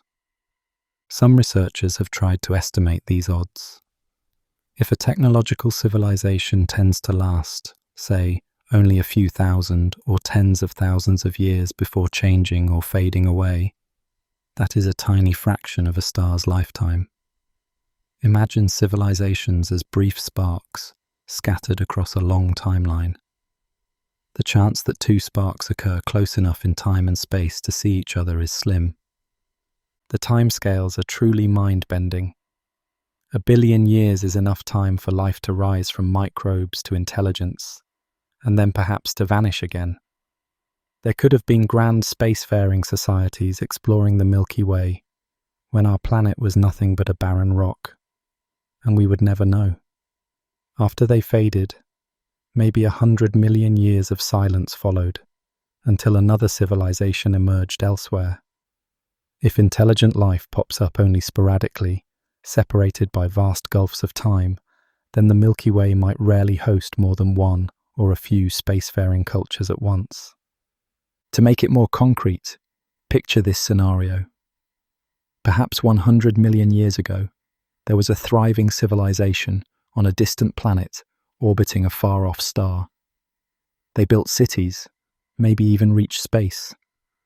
But over the millennia, they faded or destroyed themselves. When their radio signals washed over Earth, the dinosaurs might have heard nothing but static, having no ears or instruments to listen. Now that we humans have radios and telescopes, that ancient civilization is long gone. Conversely, it could be that we are among the early intelligent species, and others will come later, perhaps millions of years from now, long after humanity has vanished or evolved into something else. A new civilization on some distant world will light up the sky with its signals. They might aim their messages outward and wait hopefully, not knowing that by that time, Earth is silent, and its once vibrant civilization, just a memory buried in fossils and ruins.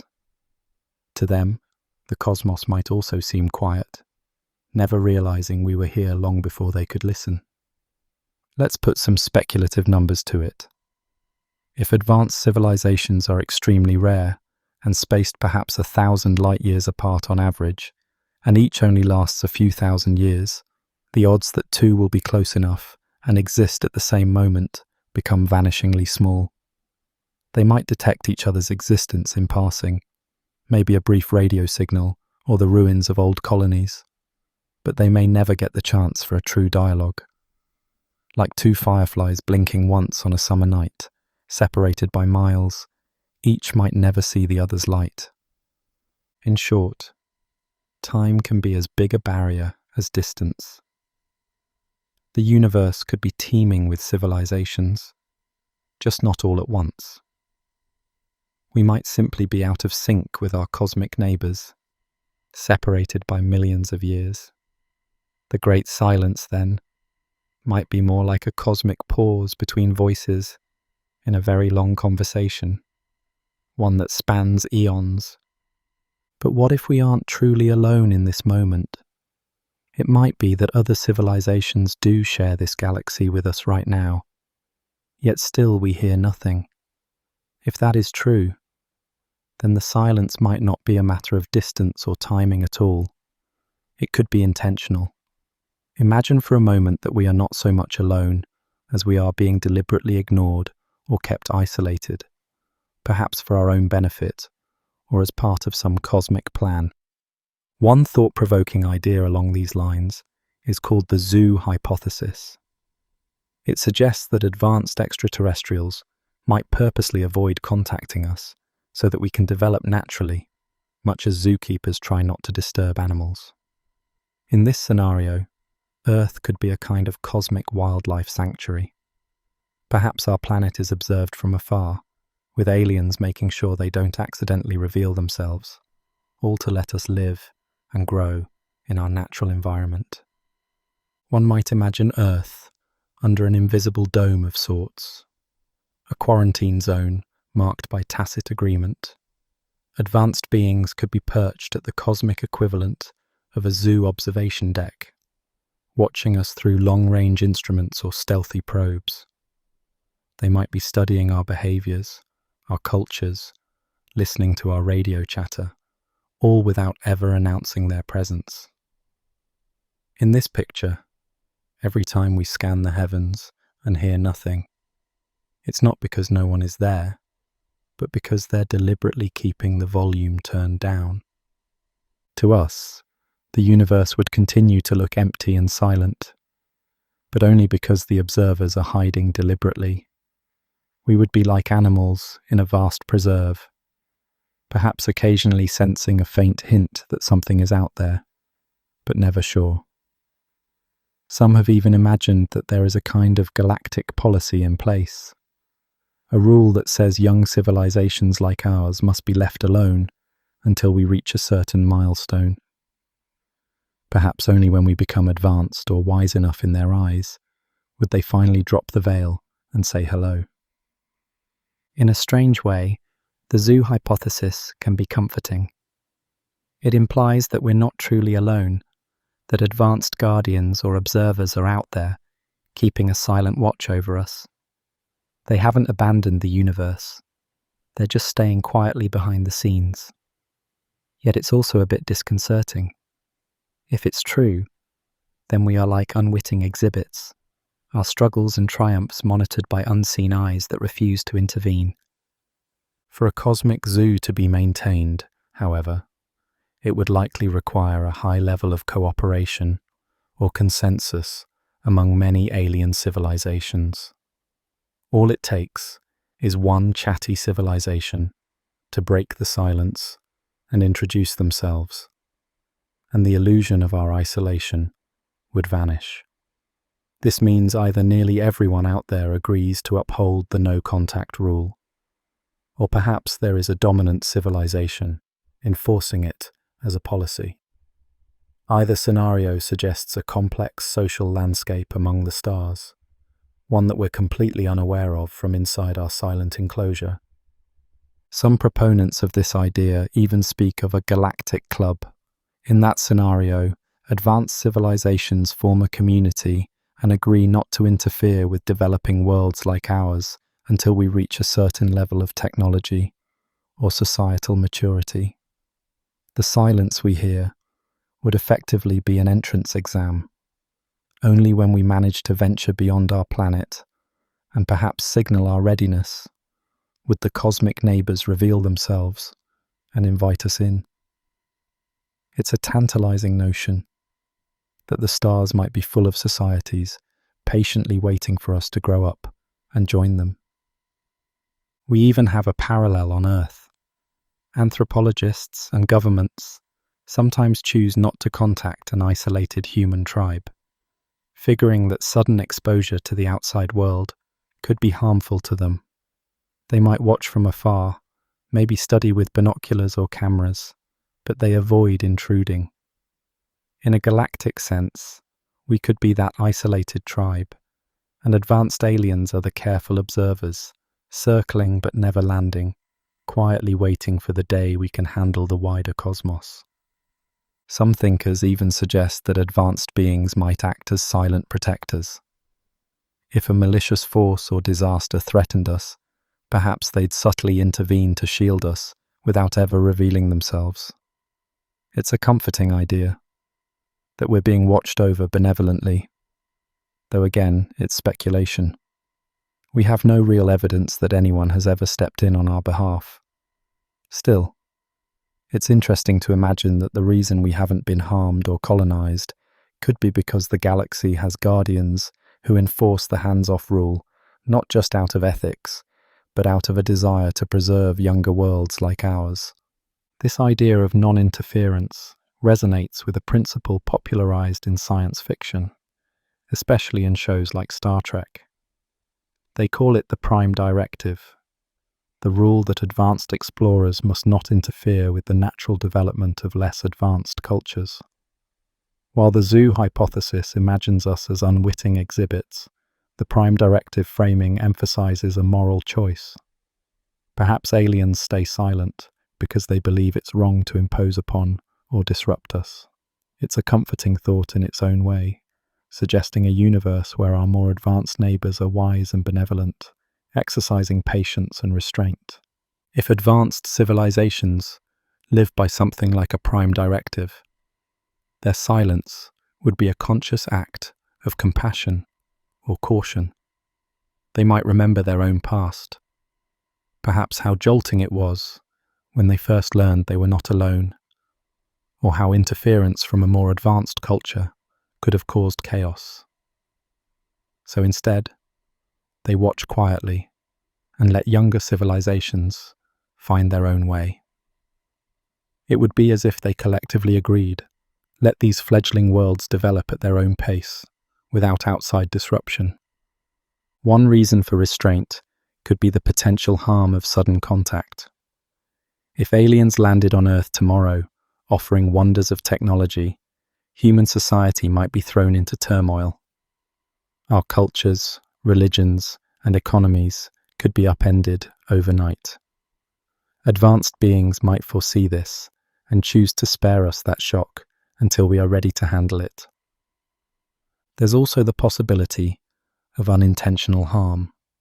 When disparate societies meet, even on Earth, diseases and invasive species often hitch a ride, sometimes with devastating effects on the less immune population. A highly advanced species might carry microbes or technology that could accidentally wreak havoc on our biology or environment.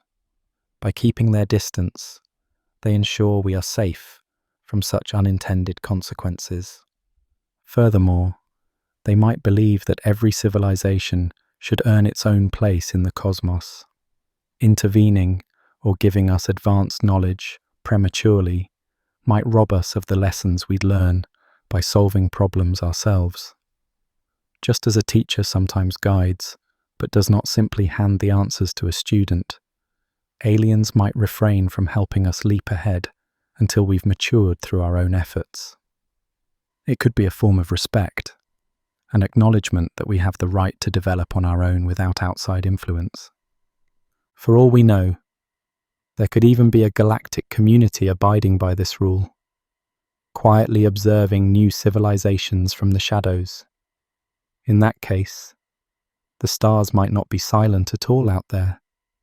They could be alive with commerce and communication, but all carefully hidden from us until we come of age. We would be, in essence, like children kept blissfully unaware of a bigger, bustling world beyond our home, until we are old enough to understand it. The silence we experience would then be an illusion, a deliberate quiet zone around our planet maintained for our sake. It's interesting to speculate what the threshold might be for contact. In science fiction like Star Trek, it's often the achievement of faster-than-light travel that triggers first contact, a clear sign a civilization is stepping into the larger galactic community. In reality, perhaps the bar is lower or different. It could be as simple as proving we can behave responsibly with our own planet or colonize another world. Maybe we need to demonstrate a certain unity or maturity as a species. Whatever the standard, the idea is that the onus is on us to grow into the role of equals before the silent watchers make themselves known. This vision of the universe paints our alien neighbors as almost parental figures, wise, caring, and perhaps a bit patronizing, keeping a protective distance. It is a hopeful scenario because it means they exist and even watch over us, in a sense. But of course, it remains pure speculation. We have yet to see any evidence that such cosmic guardians are truly out there. All we have is the silence, which we interpret in different ways, sometimes as absence, other times as a deliberate quiet. Up to now, we've imagined extraterrestrials, either too distant, too out of sync, or purposefully hands-off. But there's another possibility that adds a twist to the silence. What if they have reached out, or even come by, and we simply failed to recognize it? Could it be that evidence of alien life is right under our noses, hidden in plain sight, waiting for us to notice? The idea of aliens hiding in plain sight invites us to question our assumptions. If an extraterrestrial intelligence were extremely advanced, their technology might not look like technology to us at all. It might resemble nature, or just background noise. A message could be woven into the patterns of a pulsar's flashes, or the flicker of a distant star, and we'd chalk it up to natural astrophysical processes without realizing there's intention behind it. In fact, history gives us a small example. When the first pulsar was discovered, a star emitting regular fast radio pulses, its signal was so eerily precise that the astronomers half-jokingly named it LGM1 for Little Green Men 1. They entertained, if only momentarily, the notion that it might be an alien beacon. It turned out to be a natural phenomenon, a rapidly spinning neutron star, but it shows how something unexpected in nature made us wonder if we were seeing evidence of intelligence. There have been other curiosities too. Astronomers have occasionally found stars that dim and brighten in puzzling ways, defying easy explanation. For a time, one theory was that perhaps an alien megastructure, something like a giant array of solar panels harvesting a star's energy, could be causing the odd flicker. Though natural explanations like swarms of dust have since been favoured, those moments made us realise that advanced engineering might hide among the stars, masquerading as ordinary cosmic events. Even our notion of a signal might be too narrow. An alien transmission might not come as a clear, repeating beacon. It could be encoded in ways that make it indistinguishable from the cosmic background hiss, unless you know exactly how to decode it. Imagine a galactic internet, where communications are encrypted or subtle. To anyone not in the know, it would just look like random noise or a faint hum of static. Even here on Earth, if an alien intelligence wanted to observe without revealing itself, it might do so in ways indistinguishable from nature.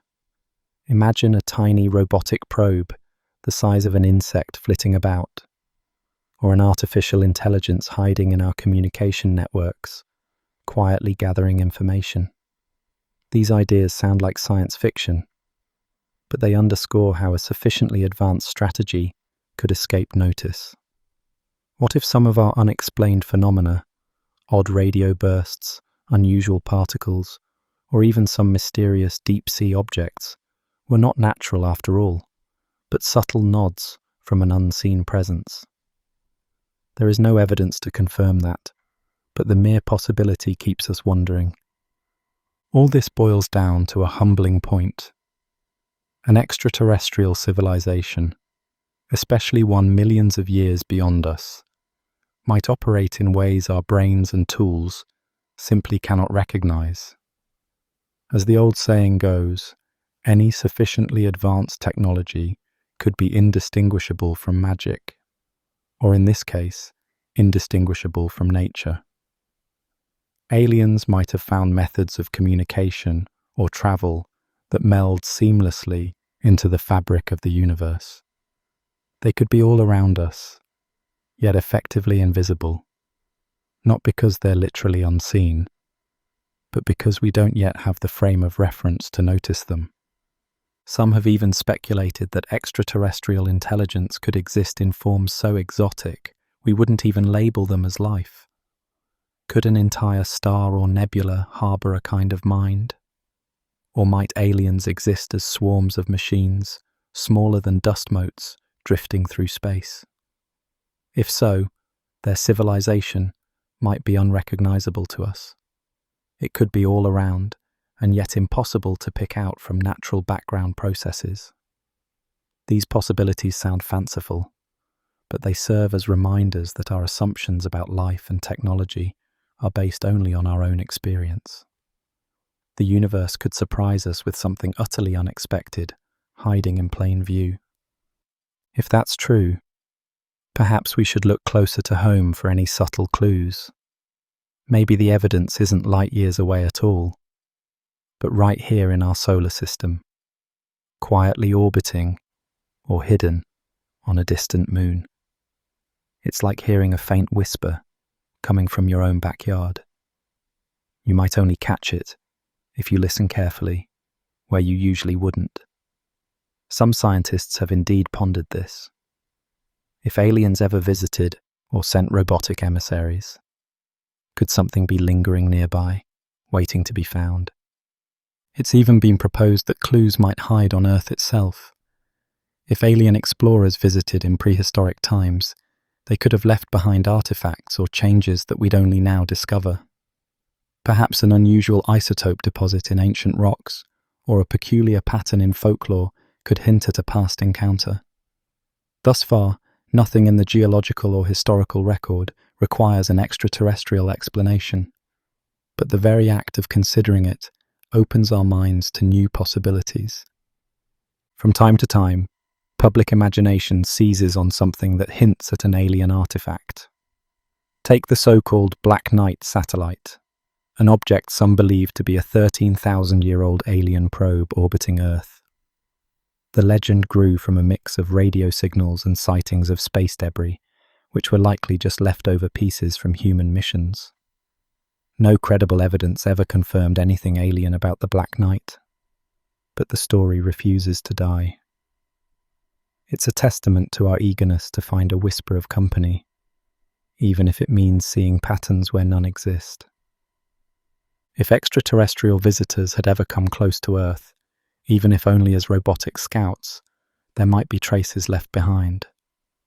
Researchers have pondered this idea and even given it a name, searching for extraterrestrial artifacts in our solar system. The notion is that instead of sending radio messages that take years to travel, an advanced civilization might send out automated probes to quietly park in many star systems and observe, waiting for the locals to become interesting or advanced enough to find them. Such a device, often referred to as a Bracewell probe, could float undetected in the darkness, listening and perhaps even occasionally nudging things, until one day it is discovered and can finally communicate. Where could such a cosmic eavesdropper hide? Possibly on the dark surface of the moon, where it could remain undisturbed for eons and quietly watch Earth, or lurking among the thousands of asteroids and rocks drifting in our solar system, essentially camouflaged by the abundance of space debris. There are stable regions, like the gravitational balance points in the Earth-Moon system, where an object could hang around relatively unnoticed. Over the years, scientists have taken radar scans and high-resolution images of the Moon and nearby space, just in case there is something odd that isn't natural. So far, nothing conclusive has turned up, but the search continues intermittently. In recent years, a few scientific teams have taken the search a step further, conducting targeted surveys of likely hiding spots. They have pointed radio telescopes at the stable Lagrange points in the Earth-Moon system, regions of space where objects can remain for long periods, hoping to catch any strange signals or reflections. They've also scrutinized high-resolution images of the Moon and Mars for any structures or anomalies that might stand out as non-natural. So far, these searches have found nothing that can't be explained as mundane. But knowing we've started to look makes the solar system feel a bit smaller and friendlier, as if we're checking the rooms of a big, dark house to reassure ourselves we're truly alone inside. Every now and then, something intriguing stirs speculation. In 2017, astronomers spotted a strange object passing through our solar system, the first ever seen coming from another star. It was cigar-shaped and had an odd trajectory that some argued could hint at non-natural origins, perhaps a derelict probe or craft. Most scientists concluded it was likely a peculiar asteroid or comet, but that interstellar visitor reminded us that objects, even maybe probes, can travel between stars, and we should keep our eyes open. Still, it's fascinating to imagine what would happen if we did find something unmistakably alien near Earth. Picture astronauts on the Moon uncovering a strange metallic monolith buried in the lunar dust, or a rover on Mars stumbling upon a piece of machinery half encased in rock. The shockwaves of such a discovery would reverberate around the world. Overnight, our cosmic solitude would end, the silence broken not by a distant signal, but by evidence that someone had been here before. That scenario remains firmly in the realm of science fiction for now, but it motivates real scientific efforts. Quietly, researchers occasionally analyze new data from our solar system for anything that just might be an artifact rather than a natural object. So far, no one has uncovered a cosmic time capsule or alien probe lurking in our neighborhood. If something is out there watching, it remains hidden. But the mere possibility has driven us to check our cosmic backyard more carefully. Even without a discovery, the act of searching reminds us that the universe might have left us messages or visitors in places we haven't thought to look. After all our searching and theorizing, one thing remains constant: the great silence. It surrounds us, not maliciously, but as a quiet backdrop to our lonely corner of the cosmos. Strangely, there is a mysterious allure to this very silence. In the absence of clear answers, the void itself prompts us to wonder even more deeply. We call it the Fermi paradox, or the great silence.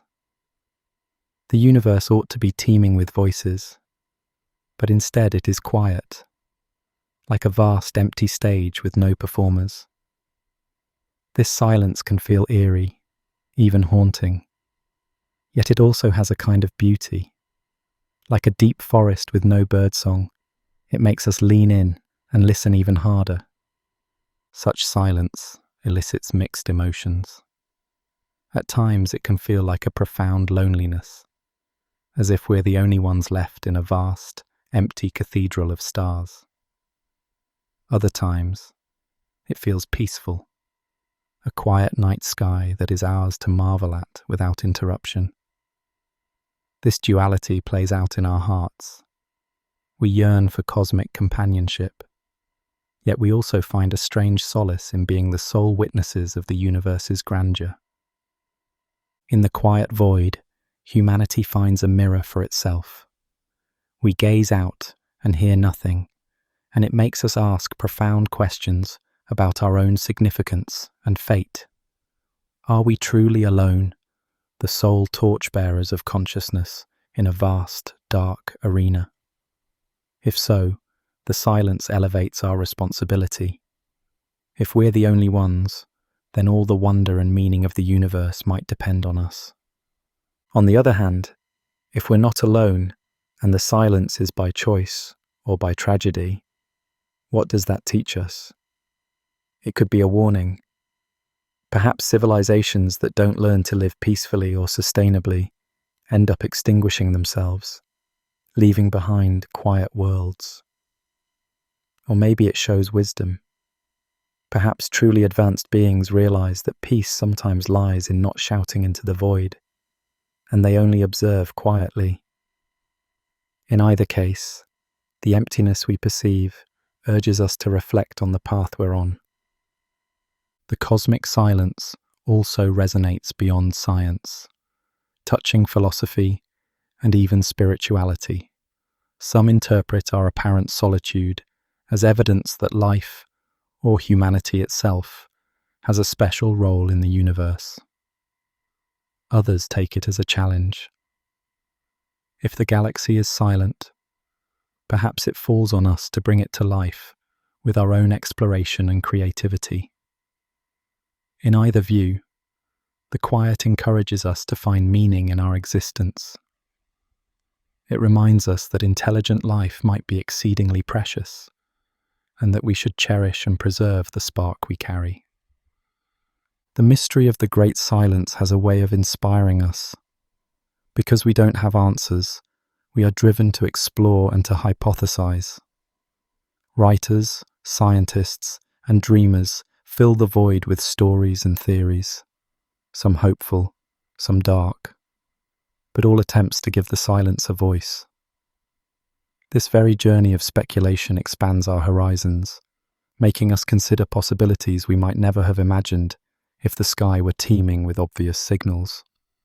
There is also the anticipation that comes with silence. Imagine being in a dark theatre before the show starts, all quiet. That hush can be full of expectation. In the same way, the quiet cosmos makes us wonder if at any moment the silence could end. Maybe tomorrow, a telescope somewhere will catch a strange signal, or a probe will find a peculiar artifact. Until then, we live in the pause, hearts and minds open to whatever revelation might come.